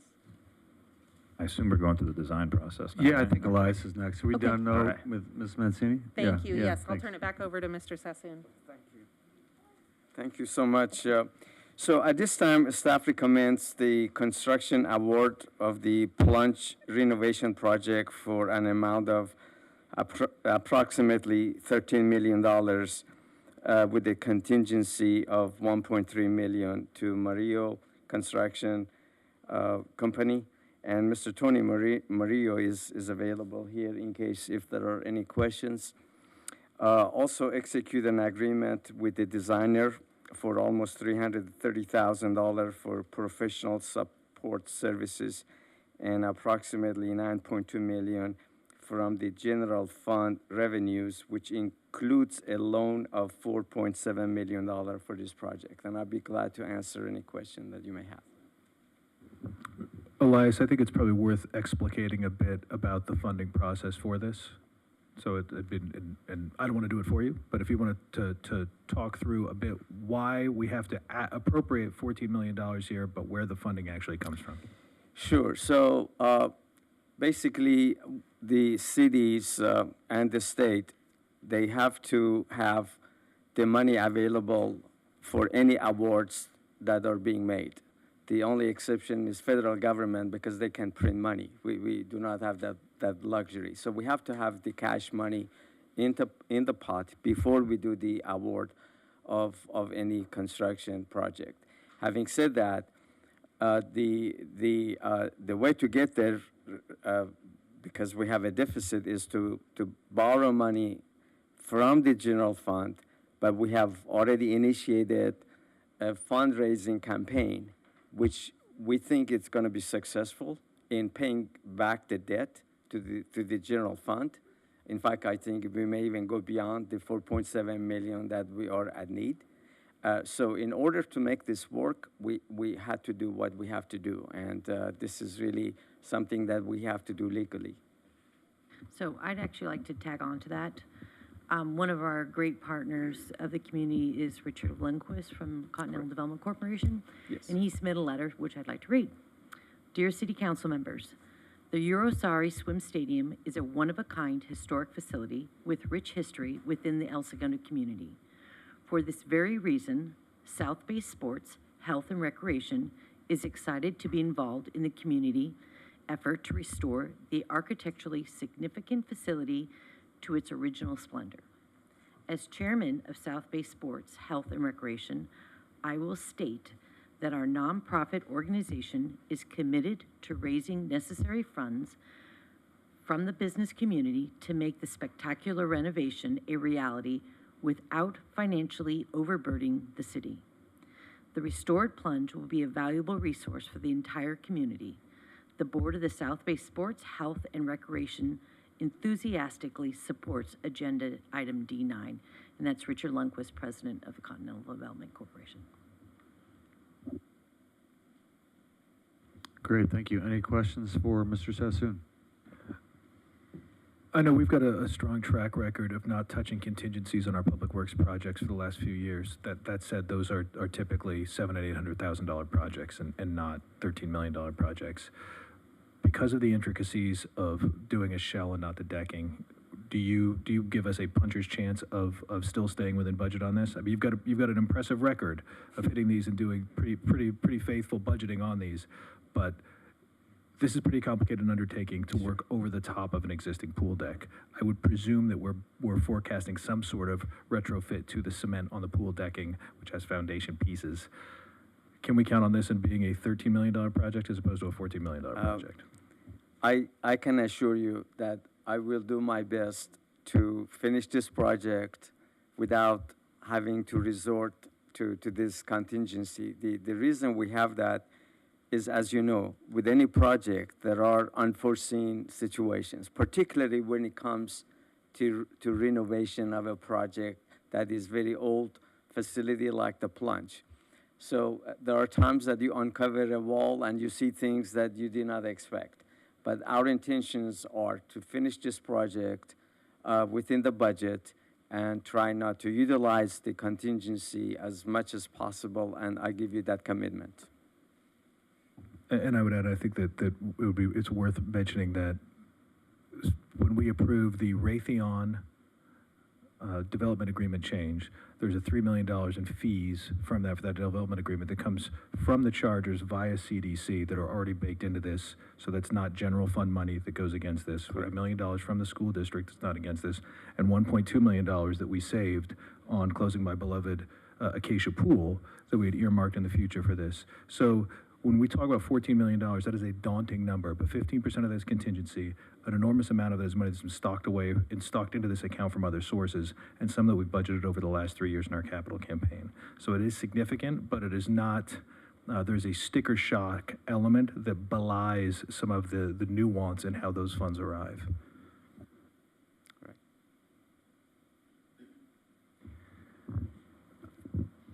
Everyone that came in public comment, thank you. You're all right. Both sides, everything you said, it's all valid. Okay, so one of the things that I want to get through tonight is when I got elected years ago, I stated that there's going to be times where you do not agree with what I say or what I decide, but I will always explain why I came up with what I came up with, and this is one of those times. So for some of you, you're just kind of waking up to now, you know, this whole process, but this has been going on for a long time.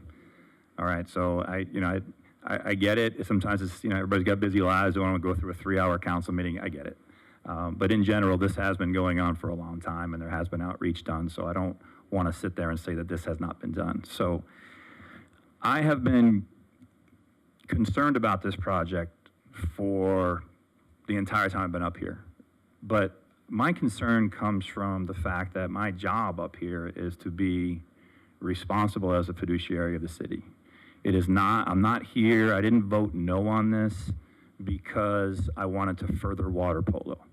All right, yes, my kid plays, but that's not what my job is up here. So my concern, and I'm just gonna explain it, is financial. okay? Just for some easy math, I think when it's all said and done, between design fees and building fees, the new plunge is going to cost about $15 million, okay? The projected maintenance on any pool, from my understanding is, it's about 10% of its build value. That's what you have to kind of build into budget. I think I'm pretty much right on that, right? So you got to figure, quick math, $1.5 million per year in management operations. That includes staffing and salaries and chemicals. We know chlorine's really expensive, right? Yes, sir. And the cost recovery on a local pool is maybe 20%, if we're lucky, right? So quick math, that comes out to about $1.2, $1.1 million a year that will have to be subsidized from the general fund, right? So that was my concern, because if you look at it that way, you know, right now we're pregnant, right? We're going to have a new baby, and it's going to be all shiny, and it's terrific, but then we have to raise the baby. And that's when the real scary costs come from. So within the first maybe 10 to 12 years, it's going to cost in maintenance what it costs to build it. That is my concern. Because now at the competition pool, the cost recovery is much better. All right, I want to say, and I know we're working on it, right? So it's, you know, Joe, and I see you back there. It's much better. So it's not the same over there, but still, let's say we're supplementing $400,000 from the general fund. You're looking at a $1.5 million subsidy each year from the general fund. That is my concern. So what I said at the last meeting, I believe it was December when this came up, was simply this. I would like to see what an outdoor alternative would cost so that we have a comparison. I'm not done yet, okay? Sure. That's all I wanted to see. I didn't say, because apparently from what I heard this week, I managed to design a 50-meter outdoor competition pool, which is amazing because I know nothing about pools. I don't know how to engineer any of them, architect them, and I can't draw. But somehow, that's the rumor. And somehow I convinced the two of you to go along with me on that. So that was also a very busy week for me. So I'm not sure how that worked out. But that's the rumor anyway. Shocking, the amount of hypocrisy sometimes that happens in this town. But the reality is that all I wanted to see was an alternative. And if that alternative proved to not be possible, fine. It's my opinion that it's going to be a problem down the road. My colleague's opinion is it's worth that risk. They're not wrong. I never said they were wrong. There's no bad actors up here. It's okay to disagree on a topic. Trust me, there's 2 other topics on here tonight. I can virtually guarantee you it'll not be a 5-0 vote. It happens. It's okay. So, and the reason why I voted no, and I will vote no again tonight, is not because I don't want a pool and not because I don't cherish what the plunge brings. It's because we don't have another option. And I've never been up here and had something in front of me where there wasn't more than one option. So in the 4 years I have been here, I've only had one option. I'm not saying that options didn't exist before, but right now, that's all I see. Trust me, I'm pretty entrenched in aquatics myself. I'm a fan. But my job up here is to act as a fiduciary. And what I see scares the heck out of me that we're going to have to subsidize that much. That's what that's about. So again, you know how I'm going to vote, so we don't have to go through that. I got outvoted once before, I got outvoted again, and you know what? It's okay. It will not be the first time, nor the last time I get outvoted up here. But I would be a hypocrite if I voted yes on something after stating that I was going to vote against it unless I had another option. Yes. Okay, so that's just to be clear. All the other BS rumors that have been going around this week, they're all lies. None of it's happened. Yes. You heard it from the horse's mouth, and now it's on public record. Thank you. All right, thank you, Councilor Giroux. Any other comments, questions, concerns? Yeah? Did you rate? Oh, Carol. No, I'd just like to make a motion to approve. I thought you were going to make comments. I was going to let ladies go first. Oh. Let me say this. Thank you, everyone who took the time to send an email. I appreciate the public comments. I do believe this project has been talked about a great deal in this town. It's been going on long before I think any of us were up here on council. And if you look at it historically of a city trying to meet the needs of all of its citizens, it kind of makes sense to have a community pool in the middle of town if we already have a competitive facility, which no one's talked about walking away from that I'm aware of. And if that happens, that's going to be the city's choice. Okay, Weisburn's not going to force us off that pool. That's a pool that we paid for. That's a pool that we maintain. That's a pool that we program and pool that we staff. Okay, Weisburn is our pool, very much so. The Plunge has a special place. Is it going to be expensive? Yes. Are we going to have to subsidize that? Yes. Do I think this city is worth that? Absolutely yes. How do you make the best city in the world even better? You continue to reinvest in it. And so I am satisfied that there has been enough public comments about this. This set of plans has come up and been sent down from council before with critiques on the screens and the windows, and all these questions have been asked, if not here, at our Parks and Rec Commission, at our Aquatic Subcommittee. All these are public meetings. These agendas are posted. We strive to get public communication anytime we make a decision, because the more input we get from the citizens, the more informed we are, the better decisions we can make on behalf of everybody. So I want to thank staff for all the time. I want to thank all the commissioners who have spent time at meetings going over plans, and the public for making comments. Thank you.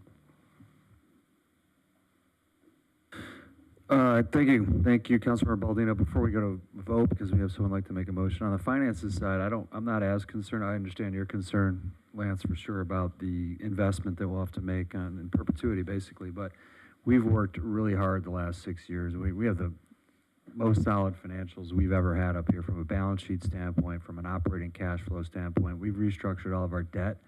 We have a AAA bond rating for the first time ever. We pay down our pension obligations significantly. We got arbitration agreements in place with multiple union groups to protect our downside risk in the future. So I feel really bullish about our future. We're gonna have a little hiccup here with office vacancies, but otherwise, for the long haul, El Segundo is going to continue to be one of the strongest places, if not the most important 5 square miles economically in Southern California. So I understand the investment. I think we talk a lot about asset utilization in this pool. I remember back when my kids were growing up, they're now 36, 35. That pool was used extensively. It was an incredible and will be an incredible resource. We had to go to the Y with my second set of kids because there weren't lessons in town. And so I'm really looking forward to restoring this pool. I understand the concerns about the competitive nature, not being able to accommodate that. I also know that we've got a great facility. And we've also got 3 parents of water polo players up here. So I feel really good about the direction that we're headed. And if there's no further comments, anyone else? Going once, going twice? Mr. Mayor, Yeah. we are borrowing from our own general fund, but I think it's worth noting, based on what you said, that's a 25% reserve, which 4 years ago was a 15% reserve. So we have squirreled away money for moments like this that I think it's worth pointing out. And I do also want to mention, all of pretty much Parks and Recs is not done for cost recovery. It is a service to the community. So the field space, the skate park, the teen center, all those areas, the Joslin Center, that is all service to the community. It is not, none of those are cost recovery, just similar to the Plunge. So Parks and Recs never was supposed to be about cost recovery. And again, to be clear, we've said up here, we're going to build a pool. That wasn't ever the issue. My issue was simply that I wanted to see an alternative option to balance out what those 2 things were. I got outvoted on it. It's okay. But in the end, it's not about wanting it. It's about looking at what the alternatives were. Okay? Yeah, so I'll make a motion to approve D9.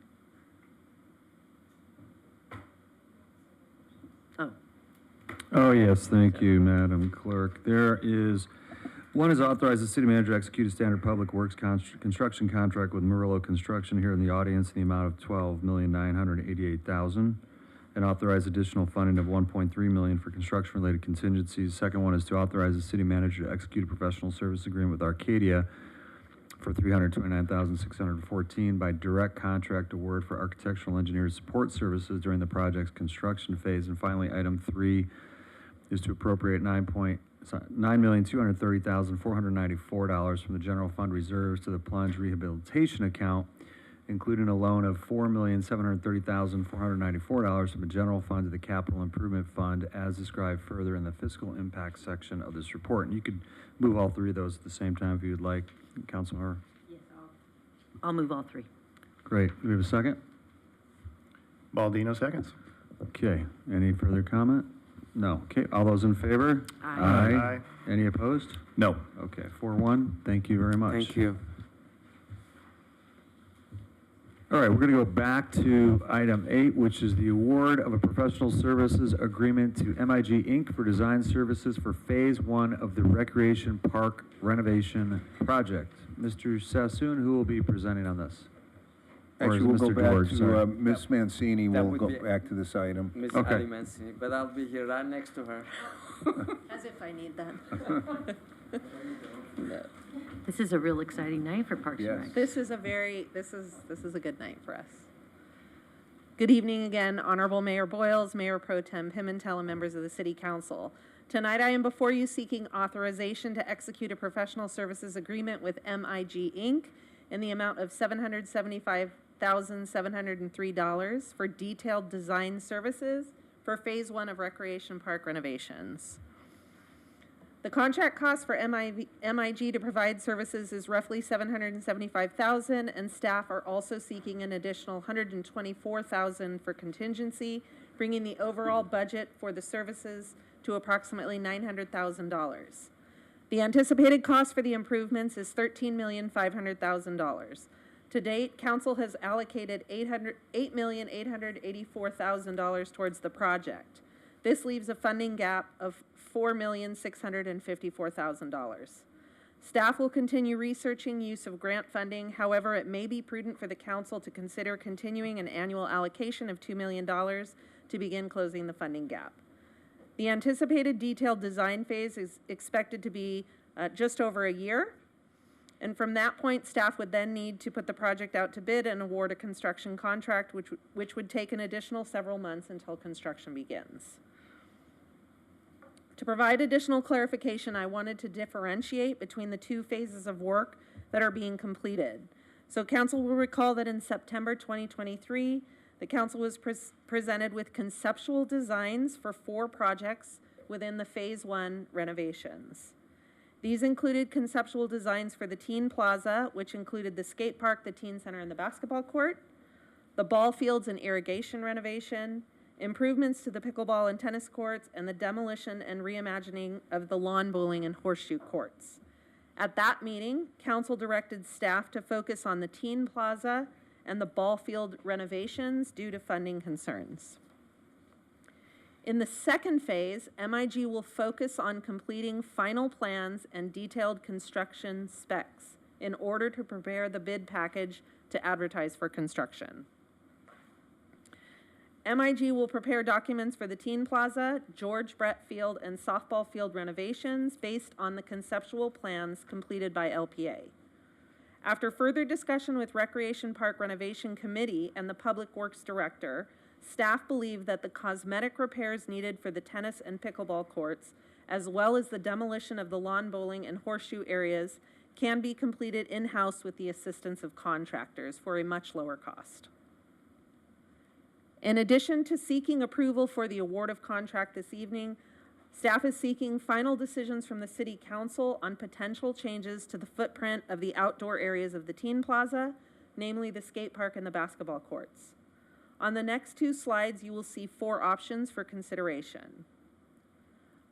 Option A keeps the existing footprint of the plaza. Option B rotates the basketball court and expands the footprint of both the basketball court and the skate park. So you can see I listed the square feet dimensions here. So in option A, it's retaining the current footprint, and option B, they're both expanding by a bit, and it's rotating the size of, or rotating the dimensions of the court, basically. Option C. In option C, we rotate the court and reduce its size, but it still allows for an expansion of the skate park.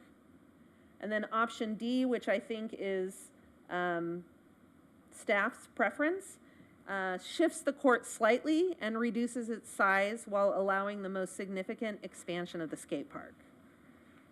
As I mentioned, it's important to note that staff believe that any of the basketball court configurations would meet the needs of the teens and that an expanded skate park would be well received by the community.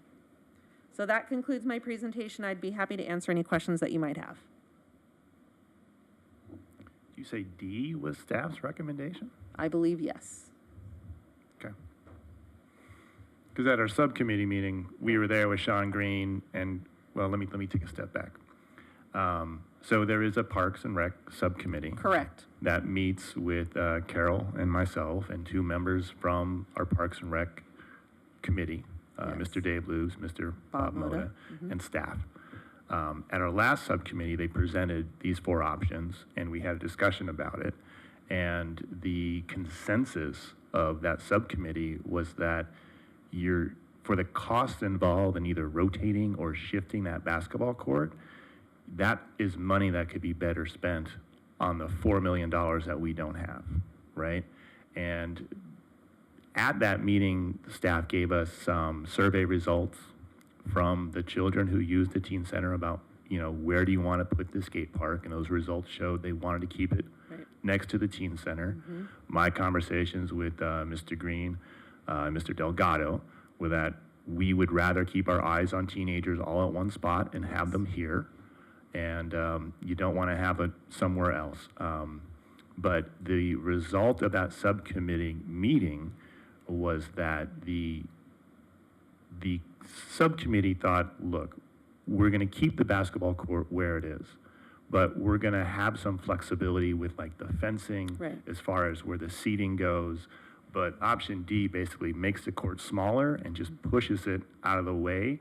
And it's more than a basketball court. It's like the central gathering area for teens. You can do other activities.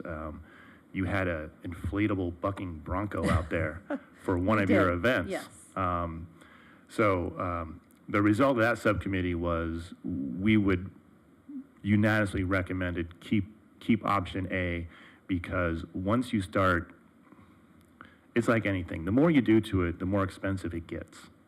And that the benefit obtained for having a slightly larger skate park is not worth the cost that would be incurred to start reimagining or removing these things around. And we spoke with Elias about that as well. So that's an important, and I'm sorry I didn't specify that. So the Recreation Park Renovation Subcommittee, which consists of the members Mr. Baldino mentioned, they preferred option A. And I think some of the staff feel they're excited about expanding the skate park. I think there's differences. Can I ask a question? Who is the staff? Can I just ask a question about this? Like, let's talk utilization. We're talking about asset utilization at the end of the day. We're investing money, okay? My kids played at that basketball court. Yours did too. It's used pretty much on the weekend during basketball season and occasionally pickup games. So you might have 3 or 4 people out there at a time. And the skate park has many people out there at a time. We already know it's a terrible design. We had experts from the industry come out and walk it with us and say this was the worst design you guys could have done. It doesn't even flow. We have skaters that have skated, said this is a terrible design. It does not flow. And we have an asset that gets a lot of use. Didn't the middle school just build how many basketball courts outdoors? Several, I don't know the exact 10, number. 12, 14 that we asked for in our joint use agreement to get access to. And we have access to those. We do. I don't think we should get rid of the basketball court. I think we should shrink it and move it, and we should maximize that skate facility. That's what the constituents are going to want. We have basketball assets in other places, so I don't know why we wouldn't be taking this opportunity to expand. We've heard from the community that they want this resource. Yeah, we did speak at the meeting out at the courts about the budget for this facility. And what we heard from the folks that were there, and granted this was just informal conversation, was that they felt any of these options could be accomplished with the budget we have. Now, once we get into design drawings and amenities and things like that, that may not be the case, but they seem to feel pretty confident that we could do that. I would just also add, no one on that subcommittee, no offense, skates or probably ever has skated. that I know of. So they're not experts in this, and so we brought experts out and looked at configurations. So sometimes we got to rely on experts in the field and what they think would work. But what we have now in the footprint, even with the reconfiguration, is not adequate.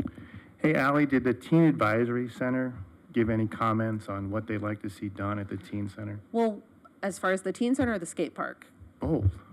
Weren't they specifically asked about that basketball court? Yes, so. And did they say they wanted to keep that basketball court? I think that what we focused on when we interacted with them was whether or not we wanted to move the basketball court off-site.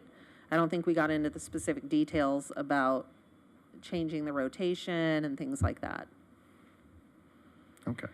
But again, kind of like with the Plunge, there have been meetings with user groups, and there have been interviews with staff about, how is the teen center used, and what type of renovations make sense there, correct? Correct. Okay. So, Can I ask, because some of us, if we're not on the subcommittee, that's the first time we're seeing these slides. The basketball court stays 94 feet in all these configurations in length? I see it's reduced in width in some, but you still play full court basketball in all of these, or? No, they're not. It's full court, but not full size. So what we heard from staff is that they felt they didn't need to have, a traditional size court. I mean, it would be great, but that the kids would be fine with whatever. But D is a smaller court than what we have there now. Yes. And can you go back a slide? So we don't have dollar value estimates on these. We just think it's, any of these are sort of within budget, but we would just be presuming that anything that requires a rotation and a massive retrofit is, okay. Right. And a hilarious slope, too. yeah. Right? Yeah. So one of the issue is the slope, and currently the basketball court goes east-west. Correct. And the slope kind of dips toward, goes north. Right. Correct? Yes. So when we we had conversations with the staff. Right. And with the Recs and Parks Commission and the subcommittee, there was a lot of conversation that basketball court is used all the time. Mm-hmm. Every time I have been at the teen center, there's been kids on the basketball court, not necessarily on the skate park, but on the basketball court. And if we were to flip the basketball court, then the ball would just roll down one side. Because if we flipped it to go east, north, south. So north-south. There would be, the dip would be hard to play basketball on it, where right now it kind of just dips slightly. And there was conversations with the staff, with the teen advisory, does the slope bother them? And everyone's like, no, it's a rite of passage to be able to play on that basketball court. And it's a pickup ball where they're a place to play, kids to hang out. Right. So I'm just kind of concerned that in our subcommittee meeting, we did have staff there, and we talked about all the options, and staff agreed with us on option A, yet now we're hearing that staff is saying option D. I just want to know who is staff. So we have multiple staff. I understand, but is that one person? Is it a group of people? Like, It'd be really hard for me to qualify. I think we've got staff like Ryan Delgado, who's a skater. We've got, Sean grew up at the teen center. Right. I think that, kind of from what I've heard, they want to keep a basketball court, because we originally sort of talked about, do we want to take this down to half court? Do we want to move it? And it was like, no, we don't want to do that. However, they could deal with a smaller court, because we're not doing, highly competitive activities out there. So I think you've probably got staff on both sides, but Ryan is really who I relied on as far as his experience as a skater and having been out there, But I think this is direction we need from the council, because I think there's probably opinions on both sides. It's whatever the council feels is a priority. In our subcommittee, as we're talking about that slope, and we talked about if we were going to try to flatten out that court, it would be very cost prohibitive. Yes, it is cost prohibitive. So whatever we do there, we want to make sure that the change of the footprint doesn't cost this project to go astronomically, because we need it to move forward. One of the things that's really evident, if you look at the bigger picture, is the fact that we just approved a pool that's been 20 years in the making of trying to fund, and now are looking at this park renovation we're only on phase one, and it needs at least $20 million. So we have not been funding our capital improvement for a long time. And my concern is if we don't move forward, we're constantly at this pushing it back, and it just gets more and more expensive and becomes more deteriorated. So I know we need to solve this problem of the skate park, but my other question is going to be about the demolition of the lawn bowling and the pickleball and the horseshoe to make it the field, and the improvements of the cosmetic improvements of the courts. And I'm just kind of curious to say, all of a sudden now, this is the first time we're hearing that we want to do that in-house versus part of the project. Because one of the things I thought we had talked about was the whole thing would be part of the whole scope, the whole detailed design, so that we have it in our pocket. So it was cost effective to do the whole thing and then come back and do the manufacturing or the construction later, but put the whole component of phase one in the detailed design. So that was my other kind of topic. Yeah, so from what I understand, when we brought the rec park renovation to the council, I think that was in September, my recollection of the direction was to focus on these two projects. However, we do have the conceptual designs done from LPA for the other two items. However, in speaking with Mr. Sassoon, he felt that these two projects don't need a lot of further additional design, that these are things that we could handle. I'll let him speak to that. Yeah. So I walked over the tennis courts and pickleball courts, the hallway, looked at the things that needed to be done. And frankly, if the repairs are just basically going to be cosmetic, they do not have to be engineered. And it'll be a lot cheaper to do, and that's why I wanted to, I text you guys. And now, there are some cracks through the tennis courts, about, I think, 2 of them. In order to redo them, it is frankly going to be expensive, because you have to remove the underground, the basement, redo the whole thing, the foundation, and this is a major job. But the cosmetics, just routing the crack and filling it with a sealant and make it nice, along with the other spots that are broken, it could be done much, much cheaper by a contractor. The same thing with the demolition of the horseshoe and other things. It really doesn't have to be engineered, or you don't need much design. You remove them and you plant. We've got landscaping vendors that are on call. With Rec and Park, they could easily, after removing, they could plant some shrubs and grass. And it does not have to be engineered, frankly, in my humble opinion. If I can jump back a topic, I struggle with this a bit, because on C and D, if we're moving things to the northeast corner, does that involve a retaining wall and an enormous amount of fill to level it on option C and D? Because we see the court go right into that wasted space in the northeast corner. Like, do we have to do anything to ballast that against the hill? No. Not at all? Okay. Not from what we understand, however, remember, these are just high-level conceptual drawings that were Well, isn't this what given they're to going to us. do? Yes. Right, So we have to give, is this a cart before the horse that we're choosing one without any of the engineering and costs? Well, yeah, What's so- before us is awarding this contract for them to Right. create a bid set, but they're going to come back with 2 options Right. for the teen center. So we can tell, look at A and then look at D, or look at A and C. But the contract here envisions them coming back with 2 designs, and then maybe we can get a budget based on, are we having to Right. backfill, are we grading? Right. Is it worth the extra money to rotate or move the basketball court? Right, I think that clarifies it very well. We'd like the council to select 2 options for us to explore further. But it's mostly because we haven't been able to give direction on which way to go, so every contract's like, we still want to see 2 different Yes. things. That's pretty easy then, isn't it? Why don't we just pick a larger one and a smaller one? I mean, what are? We could pick the original, we could keep Pick the A and original, D. and then A and D, and we then could C's not gonna be cost those too out. much different. I mean, yeah. that Okay. would, Why are we? Yeah, Andy, and then Okay. with clarification on the teen center, it really is, there's no major reconstruction other than putting the roll-up doors. correct. It's and mostly then cosmetic as beautification and well. cosmetic. Yes, Okay, so there's yes. no like demolition. Right. It's just the roll-up doors, added for ventilation. Paint, AC, AC. all that stuff. Yes, that's correct. Yes, Just Mayor. one clarifying question Sure. from the vendor.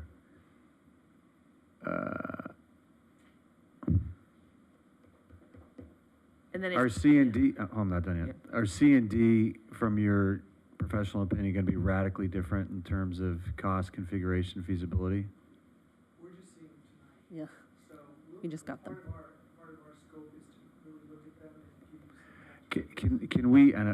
Can we, what would it cost to just understand a little bit more level of detail in terms of high-level cost as well as some real numbers on utilization so we're not guessing?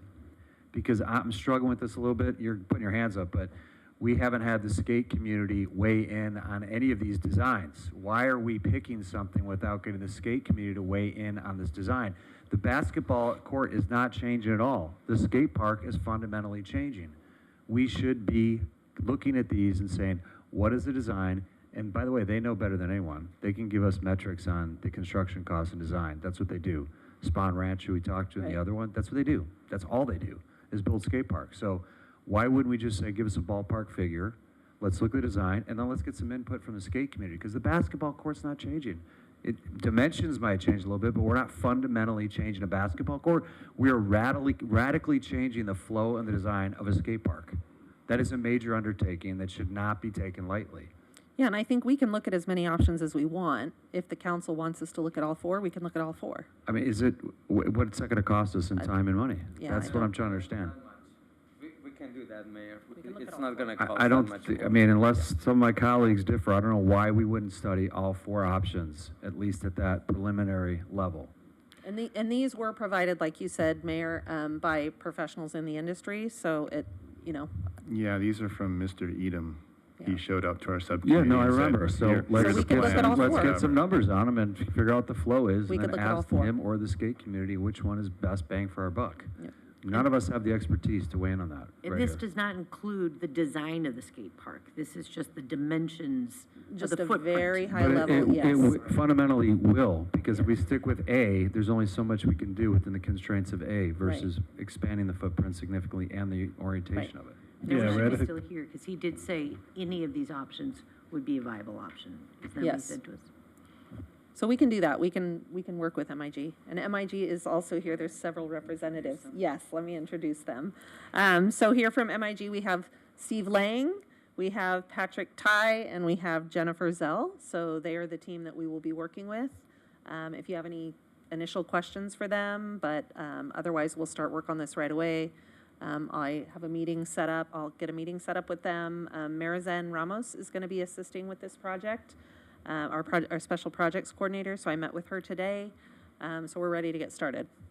And just to clarify the agenda item before us, it's really to authorize Mr. George to execute a professional service agreement with MIG Incorporated for an amount of $775,000 for Phase 1 of the Rec Park renovations project, and authorize an additional funding of $124,297 for design-related contingencies. Correct. That's the only thing officially that correct. you're asking for, right? That's correct. Okay. But that proposal includes them coming back with two alternate designs for the basketball court and skate park. And what we said to the individuals who came to our subcommittee and what we told Mr. Sassoon is, you know, we'll agree on a basic footprint, but when it comes to what's inside that skate park, we've told staff, ask these guys who keep coming to every meeting, because they definitely have ideas on how that skate park can be better, and we want to incorporate that. So no one up here is going to decide if it's a bowl or a ramp or whatever you call the skate park stuff. We're going to ask the folks who know and the user groups what they want in that park, but we as a council have to give direction on, you know, if we've got a contract here where the architect and their design team is going to come back with two proposals, can we at least say it's going to be A and D or A and C? I think staff said they're going to look at A, B, C, and D, and it's not too difficult. Did I miss? That's did I- correct. We can do that. We can Okay. do whatever the council wishes. Is that within the scope of what we're voting on right here? We will talk with them and make sure, and if there's any cost differential, we'll come back. So these are just schematics, it's not a bid set. But Exactly. we'll get a budget with each one. A will Right. cost us this, B will cost you that. Or a rough idea, yeah. Rough exactly. idea. I Just think, so we're I think B comparing is in a things. lot of trouble. We just talked about B. So one of the things, I just want to make sure it's clear, that everybody has agreed, is that we need seating, concrete seating, like both, like the tiered seating Yes. along the basketball court that actually gives access to view of the basketball court as well as the skate park. Yes, And I just want to make sure that's Yes. incorporated in there. And then we also want to make sure that we're tapping into Arts and Cultures Fund money. Yes. Because we are thinking about some type of Mural or art piece. art project in there so that it represents the city of El Segundo, but something cool and fun. Yep. Okay. I think we've got everything covered. Okay, so then we just need a motion to authorize the Hold city on, I manager. got actually a couple Yes. questions here. In your staff report, I think it's page 50, you have your professional service fees, right? And I noticed in I think it's task 2, there's no mention of Stevenson Field. Oh, that is correct. So I know there's a reason for that, but I don't think the public knows. So can we explain that? Yeah, so I'm going to ask Elias to come up and speak about the pump station issues. Yeah, that particular field, as you know, it used to be a detention pond, and it was turned into a ball field. Right now, we've got issues with the pumps, with both pumps and the engines, and we're working very hard to get those pumps and engines renovated, and that's the priority number one with respect to that ball field. So it is not going to be cheap to renovate that pump station. So we are looking at a short-term solution, which is try to get those pumps and engines up and running, and the long-term solution, which is the renovation of the entire pump station. With the complete renovation, that would include maybe dry wells that we will be able to, as part of the project, will be creating around that field that would allow water to be stored and slowly, gradually infiltrate into the aquifer. And we also get credit through, for cleaner water. We could also tap other source of funding like Measure W to make that happen. So at that time, we can also look at returfing that ball field when that major renovation is gonna take place. Okay, so you basically we're just moving that out to another Yes, sir. phase. Yes, sir. Yes, Okay. Again, I'm looking at these fees, and I have to assume they're industry standard, but you know, when especially comes to the softball field and George Brett Field, schematic design development, we're not redesigning the field, are we? I thought we were redesigning what the irrigation system was. Like, what are we doing here? Correct. Well, yes, and also we're looking at the drainage. We want to make sure that the drainage is issues that we've been having are resolved. Also, as some of you may know, the Bradfield, there are lots of tiles that are buried there. It's registered with the county as a landfill. So as part of the irrigation system, we need to be cognizant of that, and that is something that we need to work with the county regarding the environmental issues that are going to kicking in, because if you get into the area that is capped, it's a lot of things we have to do in order to be able to do what we need to do with and I'm particularly concerned about irrigation system, because irrigation system has to be at least 2-3 feet deep. It's amazing what you learn when you ask a few questions. I know, if I can just So chime let me, in also. I just want to make sure I understood what he just said before Sure. I let you talk. So we got landfill issues, potentially. We don't have issues yet. Yet. We don't yet. We do not. But if we dig too deep, we might find one. Is that what But we're saying?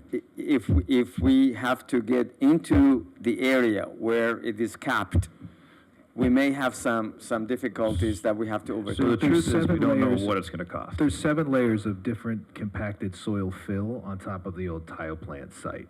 And that's why the drainage is so uneven in different spots. Why in the outfield you get some boggy part and some that look like the surface of the moon, because it was filled in with different substances to cap this.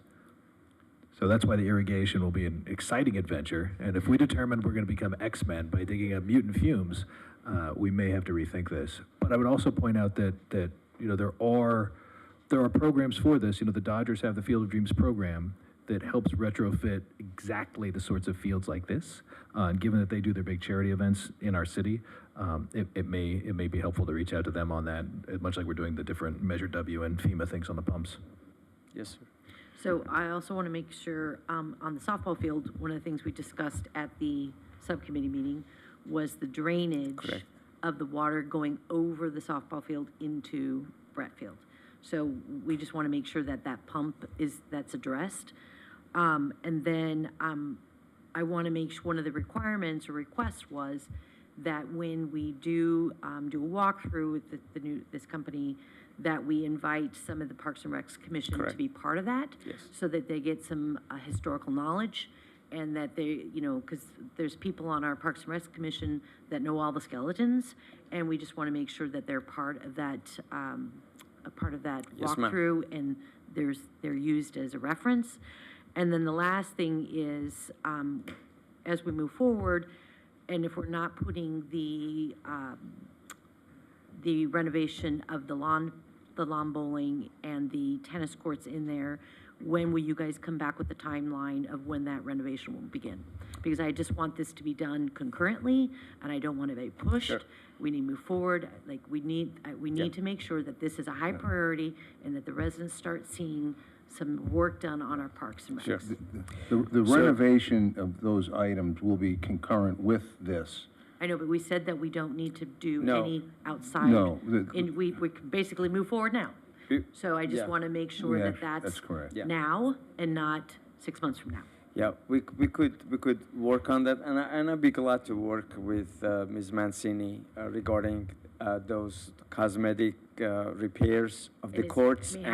do we have a project manager for this, or how are we managing this? Because once again, I know you guys have day jobs that are really busy, and I want to make sure that there's a project manager, that's someone There that's will be. dedicated to the maintenance of to the oversight of this, and so that it's consistently moved forward. And to both of you, do an amazing job. Really happy, great. You guys are wonderful.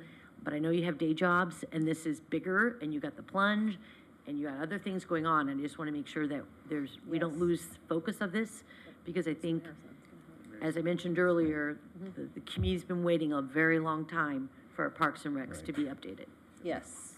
So we have, as I mentioned earlier, Marizon Ramos is our projects coordinator, so she'll help project manage. And then once the construction contract is awarded, we will have a construction We manager will get a on board. manager at that point. And something else, if you don't mind, that you brought up, the meetings with the subcommittee, the Rec and Park and City Council, it's all built in. Their contract, their proposal. So they are going to provide this project at different phases and seek input. So this is all well included in their proposal. It was at a direct request. Yes. That they're part of the discussion at the very beginning. Yes. So the skeletons are exposed, and Right. and the company comes in with their eyes wide open. Right. And they have access to that knowledge, because Right. there are people on our Parks and Recs that have been part of that for volunteering Right. for many, many years. They've given a lot of their time for the Parks and Recs, and I would hate for them to go in not having a complete history And- and yes. understanding, and that they have been, the Parks and Recs Commission and the people on the subcommittee have volunteered their time, and I want to make sure we take advantage of that. Sure. Okay. Okay, any other questions or comments? No? Okay, so would someone like to move approval of the authorizing the city manager to execute said professional services agreement with MIG? Pimentel, second, Pimentel? Okay, it was Perstuck on the first, I think, and Pimentel on the second. Okay, all those in favor? Aye. Aye. 5-0. All right, thank you Thank you, very much. council. Thank you. And thank you, and I know you guys are going to be busy, but the Parks and Recs will be amazing in the next few years. All right. We got one more item before we hear from our esteemed city treasurer later.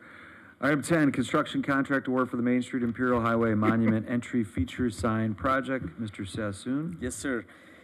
Good evening again. So this item before you is the award of construction to square sign for an amount of approximately $348,000 with a contingency of $70,000. As was mentioned earlier, last year we tried to advertise this project. It was a specified Class A contractor, and there were no bids. So in those cases, the staff could elicit a bid, and we did receive a bid, which was quite high. It was about $731,000.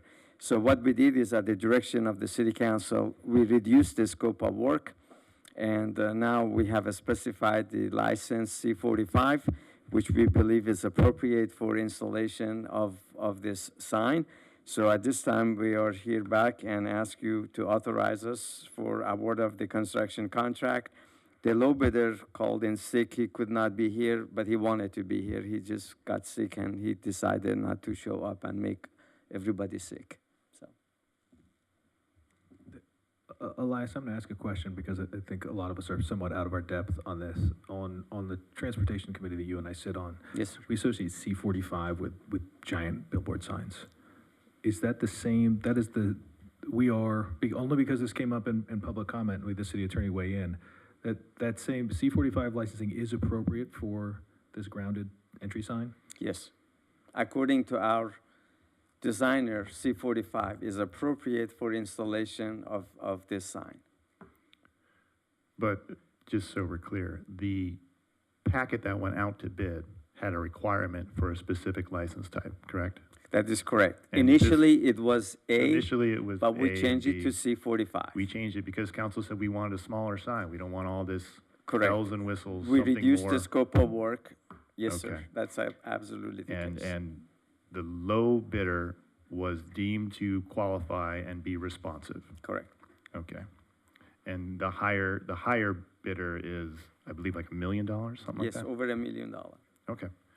But the bid protester received, city did their due diligence and determined that the bid was responsive, right? Correct. All right, thank you very much. Yes. I'm trying to wrap my head around the fact that the two bids are $700,000 difference. Like, I with the same criteria. What am I missing? That's a good question. I think part of that is the higher bid had a sub. The second bidder did not have the sub. And frankly, It's an expensive sub. Yeah, so being in this kind of business, initially when this project was advertised, there were no bidders. So there were speculations that the second time there could not be maybe potentially another bidder. And I'm not accusing anyone of any wrongdoing, but anytime those contractors, they provide a bid, sometimes they're under the impression that the competition may not just be there. So you're saying that we had difficulty getting bidders for the project? Yes, the first time we did not get any bidders on this job. I don't know, there's a couple flares going up around me right now on this. This is not an insignificant amount of money that we're spending on this, yet we're having nobody really bid on it. You had 2 people bid on it. It's not an attractive project. And I know up here on council, it's been really close as to whether or not we're going to even go forward with this right now. So I'm just seeing, and maybe it's just me, but I'm just looking at a lot of red flags that are popping up on this. This just, the numbers just don't make sense to me. I'm having trouble wrap my head around it.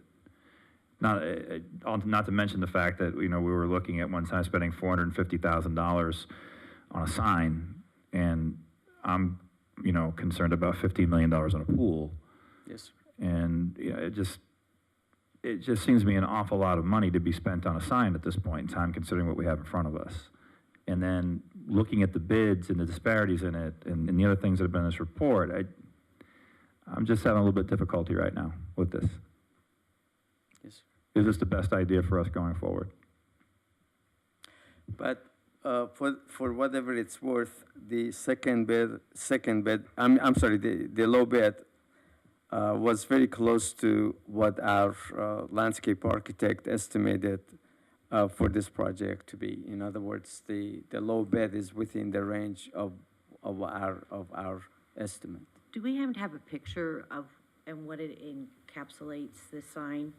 Because when we originally talked, it talked about landscaping and Yes. adding some stone and some, it's kind of hard because Yeah. I mean, I'm going to kind of echo what Councilmember Giroux was saying. When we originally were talking about this sign, it was making it kind of like a bit of a park where you add a walk component through down the Imperial, that we could, so people could use it as a walking path and walk in front of the sign. And then there was some change, and so I'm a little bit, I'd like to remind people what Right. the sign looks like. And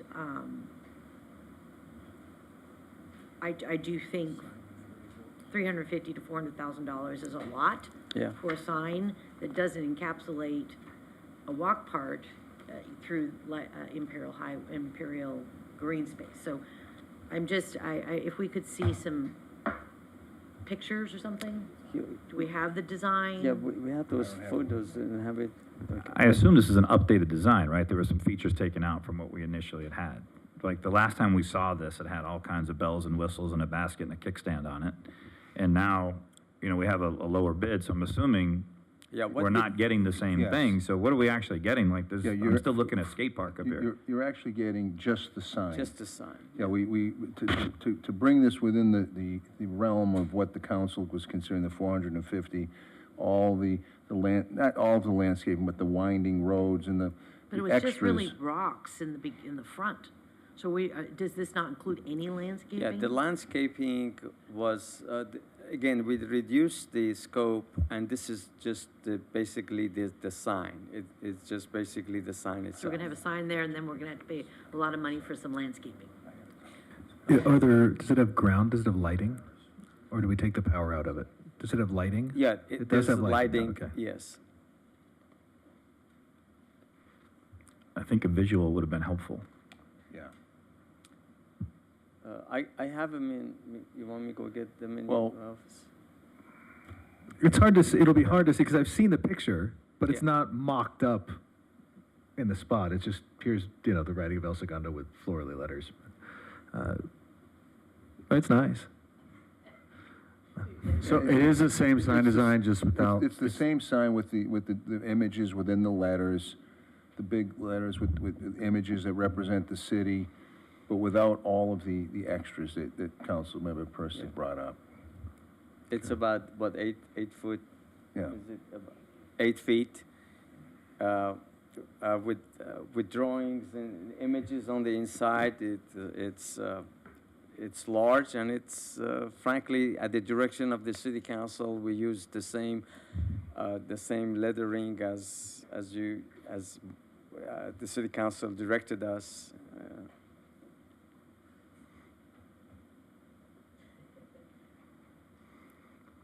Look, this is my baby, right? I mean, I just, the old sign was driving me crazy. The new sign was too expensive. We appropriated money eons ago.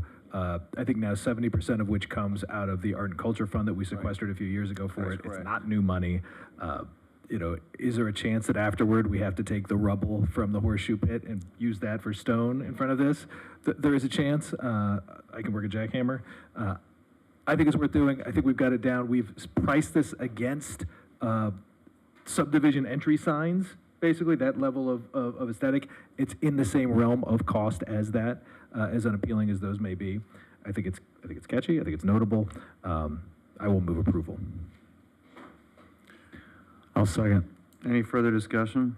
No, I'll just point out that I've seen the design. It's the same design you approved. It was like option A was like that copper deal, and then this was a more colorful Yes.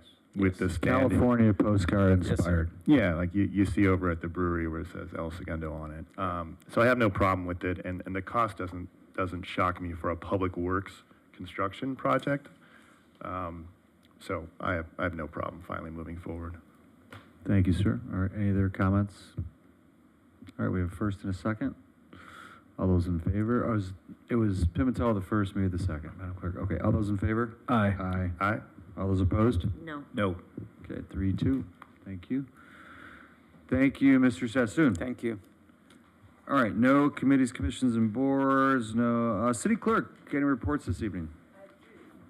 I just want to give a shout out to the library staff. For the last 5 days, they have been maintaining the vote center, opening and closing, and they've done a great job.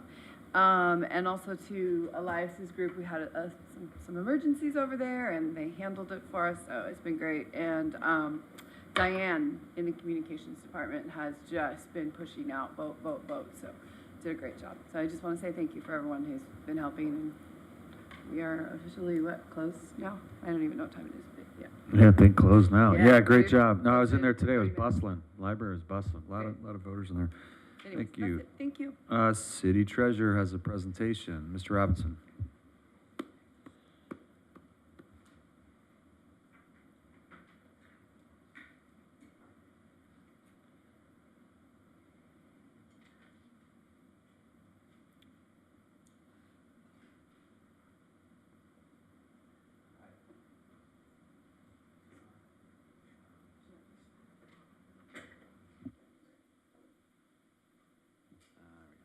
All right. Not much better, but, okay, so, I know this has been a long meeting, so I'll do my best here, to just go to the high points. There actually wasn't a whole lot of treasury activity over the quarter, so, we got that going for us. On this first slide, I kind of just wanted to call out, the cash sweep that we have now, which is, a good vehicle that we've been using for liquidity. We have $8.5 million in there. We've been utilizing that pretty diligently. That earns about over 5%. That was never something that we were able to use. So it's nice that, we're kind of building up a liquidity portfolio.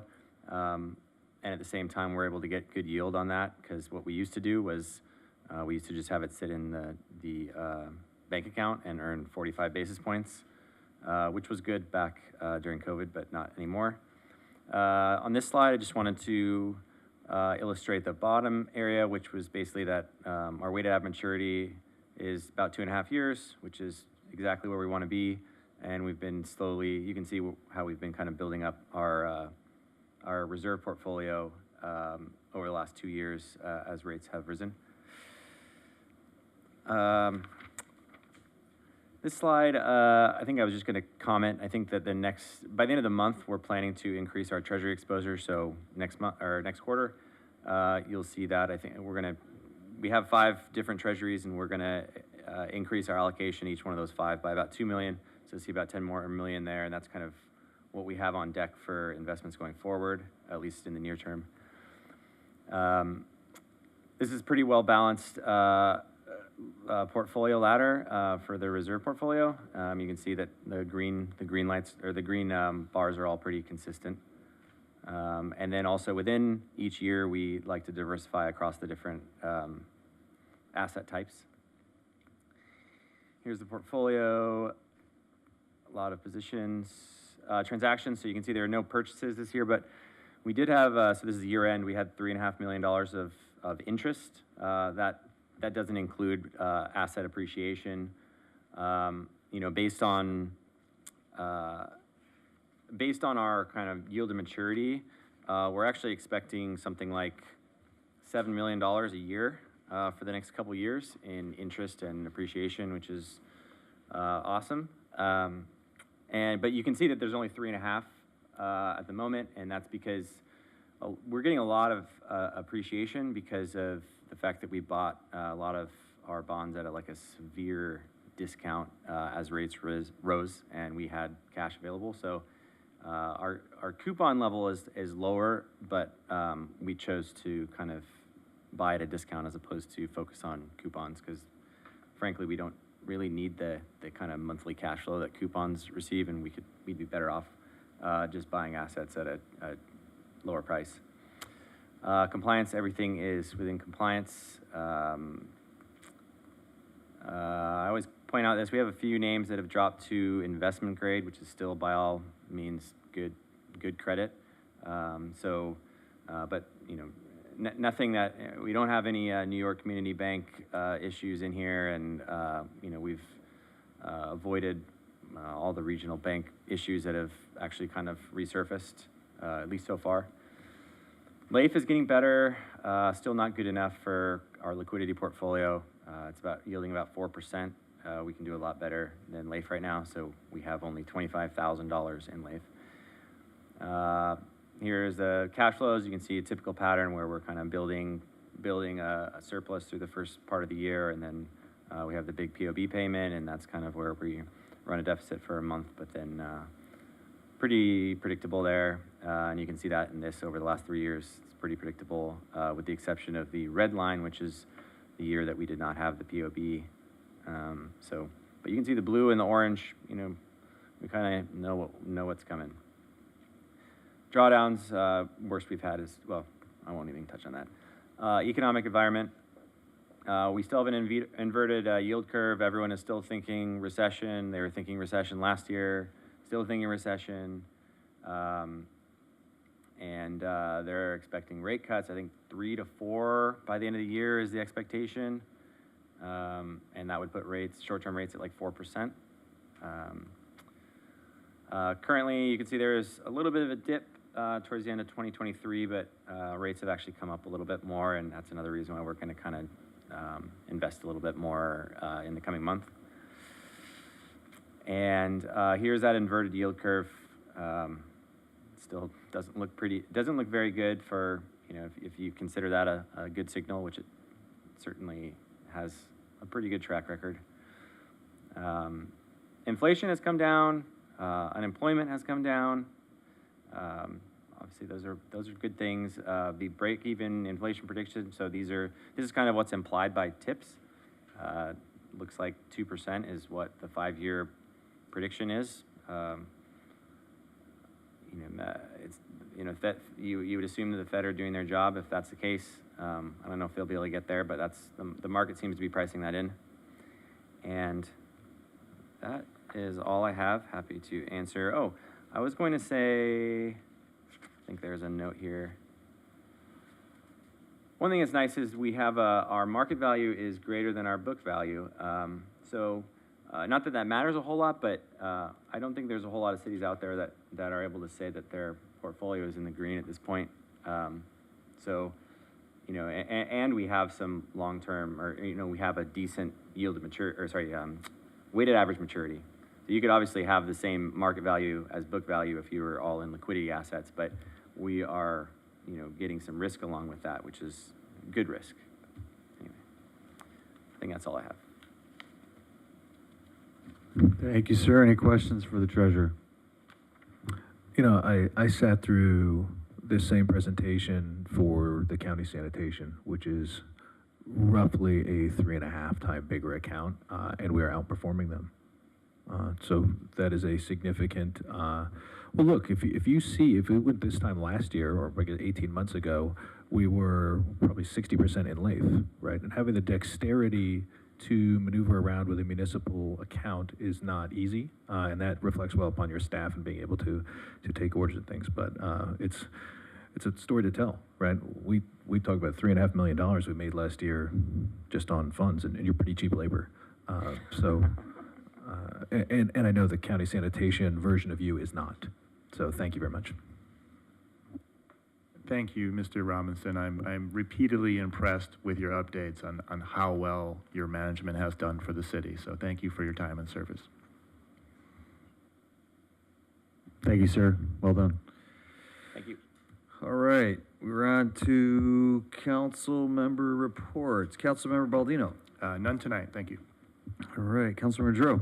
Nothing from me, thank you. Councilmember Perstuck. Of course I have something. So one of the things I've been asking, and I know we talked about, is that we have, how many commissions do we have? Commissions and committees? We've been talking about having them present. And so I'm going to say it one more time. I want the commissions and committees scheduled, so once a month, we have one of them present. It's real important that this community realizes that there's beyond the council and beyond the staff, there's a lot of other people that are volunteering their time in support of our city. And it's important that we hear from them on what they're doing and that they feel heard as well. We have a library commission, we have a Parks and Recs commission, we have, what else do we have? We have DEI, we have the capital improvement. There's so many, and we have arts and culture, and they work hard for our city, and it's important that their voice is heard. And then we may not have the situation where people come to the council and say they didn't know that we were doing a renovation on the pool. So, and it's important that we highlight and proactively push out what these commissions are doing and represent and who they are to our community, and thank them for their work. So I just want to make sure that it's scheduled once a month. We have a commission presenting. We thank them for their time. We hear them. We get their insights. So as we continue to, especially now that we're working toward a strategic plan, we need to hear from our commission and boards. So, because they're our eyes and ears for each of these areas. And if we don't hear from them, we don't know. And so I just want to make sure, I'm going to say it one more time. And if they're not on our agenda next month, I'm going to be very angry. So please, once a month, we should have one of the commissions presenting on what they're working on so that we can get insight and we can share that insight with the community, and let's do articles about them, push out the information so the rest of the community knows. And I know that we are in the process of soliciting applications, and if we don't share this information out with the community, people don't know to apply. And so I just want to make sure that we have them on the agenda. And I'm just excited, so I'm off my horse on that. And then I want to make sure that the code enforcement of the parking is on the agenda, the next agenda, as I mentioned last month, that it should be on the agenda. And the one reason why I really wanted to talk about that is, once again, we're creating new overlays of parking like parking rules. If we don't have an enforcement arm, I don't understand why we're doing it. The other thing is, I had heard, one of the things I always said, if you don't enforce a law, you can't miraculously one day start enforcing it without telling people that you're going to enforce it. And I've heard at the high school that all of a sudden we started ticketing people at the library for parking over the 2 hours. Yet we haven't been doing that for months. So I just want to make sure that we're proactively communicating with the community if there's changes to practice. And I know that we're going to be, hopefully, if we can agendaize the topic of parking code enforcement or whatever, because we want to move it out of the police department, put it under the building and safety, that we can make sure that the community is aware of what we're doing. So when we start ticketing on Main Street and Richmond for 2-hour parking, that people aren't surprised. And so I just want to make sure that that's on the agenda. And then last but not least, thank you everybody who's voted. It's important that everybody does their duty and supports their communities by placing their vote. So thank you to everybody that's done that. And congratulations to Parks and Recs and the community we're finally, it's been many, many years, but we're finally getting some work done on our Parks and Recs, one of our jewels of our community. And I'm done. Thank you, Councilmember Perstock. Mayor Pro Tem Pimentel. 3 quick things, Mr. Mayor.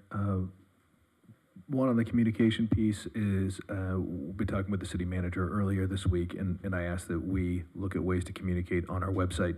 2 things. 1, the reported aspect, again, to make sure there's a map so people can track issues.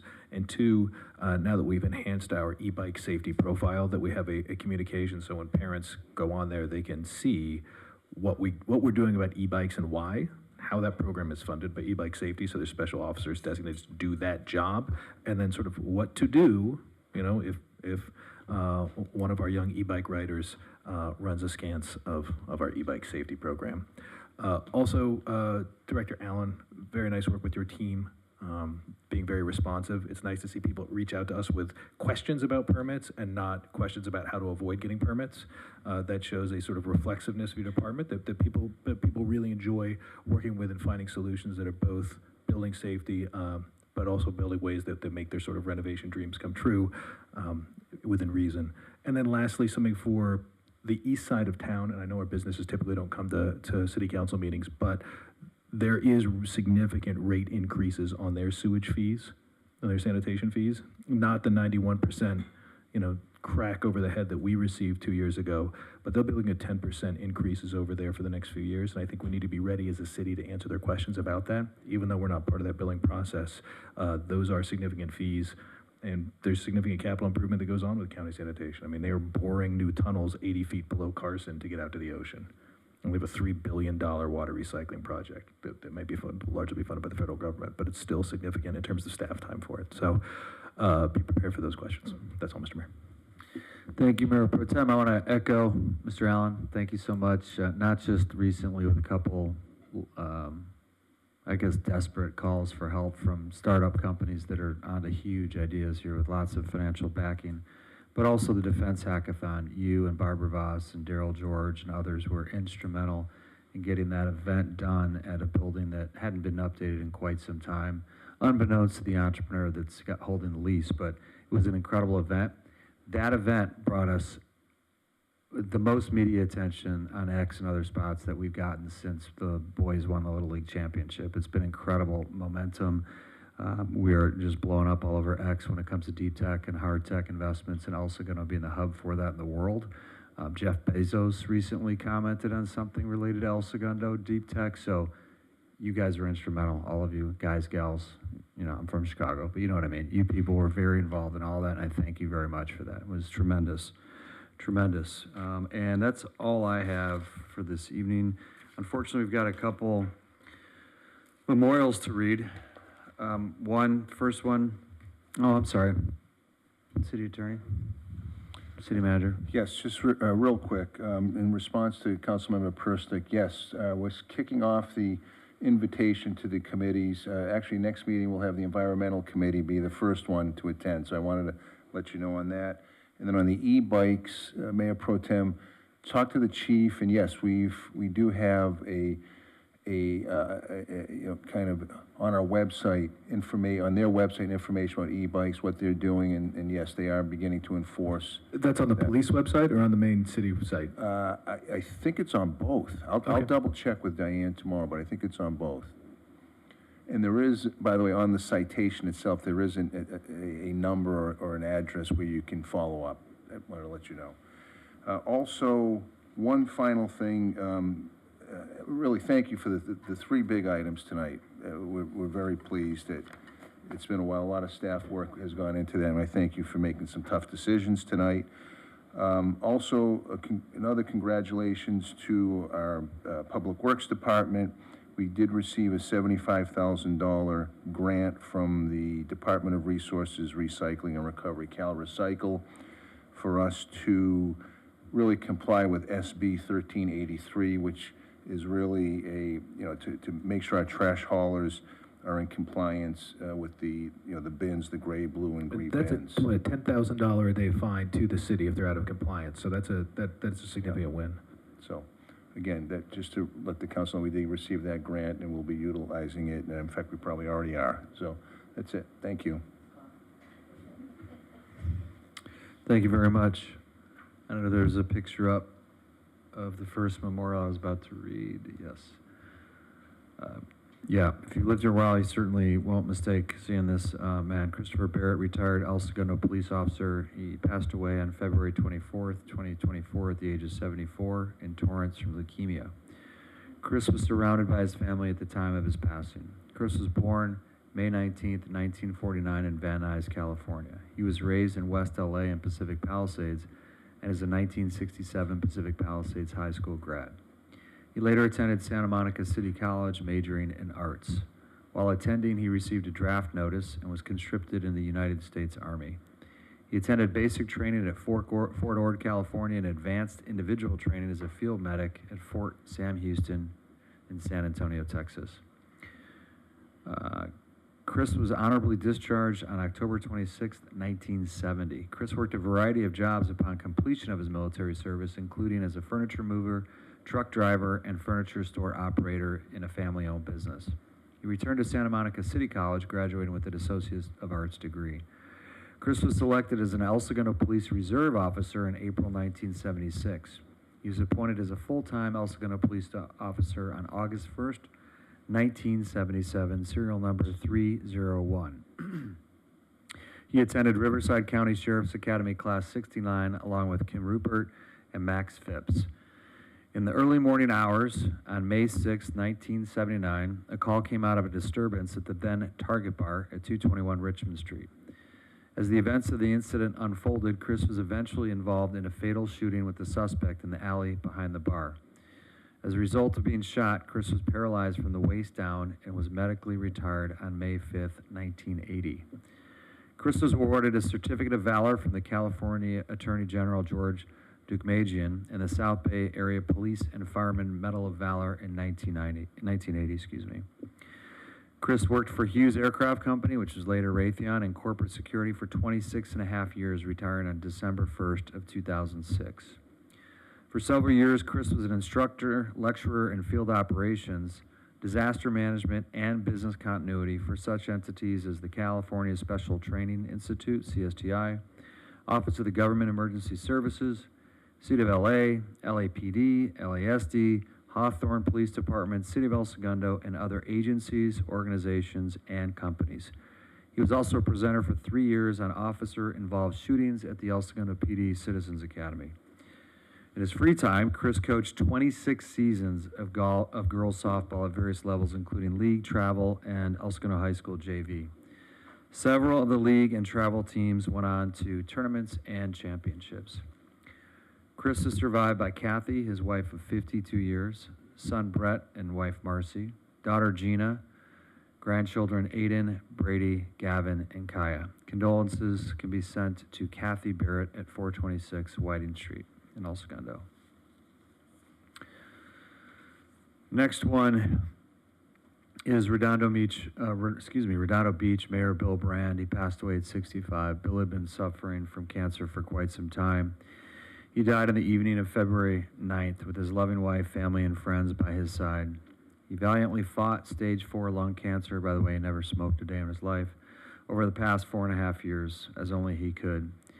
He survived his specific cancer longer than any other diagnosed in the United States. And last time I saw Bill, we met for lunch in Redondo, and he was absolutely convinced he was going to continue in his role as mayor. He loved what he did. As a testament to his will to live, his will to move forward, and his will to lead the community he loves so much, Mayor Brand was born in Dallas, Texas, and moved to the South Bay in 1966. Finding the Seaside Lagoon, he thought that he had found heaven. His service to the community began in 2000, first as a concerned resident, then as a champion for open space, where he created a nonprofit organization, the South Bay Parkland Conservancy, and finally as a member of local elected office. He co-authored a winning ballot measure in 2008, amending the city charter, and was a fierce advocate for many environmental and coastal priorities, including being the major driver in the final decision for the shutdown of the AES power plant. I know he was really happy to be there with Assemblymember Marisucci and others when they officially did that. That was only a couple months ago. Mayor Brand was elected twice to the City Council of Redondo Beach, starting in 2009, and then twice to the office of mayor. He continued to serve admirably and extensively while undergoing arduous treatments. His work as the mayor of Redondo Beach, while hospitalized several times and often in pain, continued. He remained dedicated to his vision of a waterfront park to the very end. He was also an avid surfer, and the last 3 years he wasn't able to surf because he had so much neuropathy in his feet he couldn't even feel his feet anymore. A public memorial was held on Sunday, March 3rd, 2024. In lieu of flowers, his wife and family are asking that donations be sent to the nonprofit he started, which is a South Bay Parkland Conservancy, or the Cancer Support Community South Bay in Bill's memory. And he was also working on an amendment to the California Constitution for the last 8 to 10 years. And it's a bummer that he's not able to see that through, but that would fundamentally change the way development projects are approved in the state, similar to what they did in Redondo Beach. So hopefully that good work will continue, and we're going to close in both Chris Barrett and Bill Brand's honor.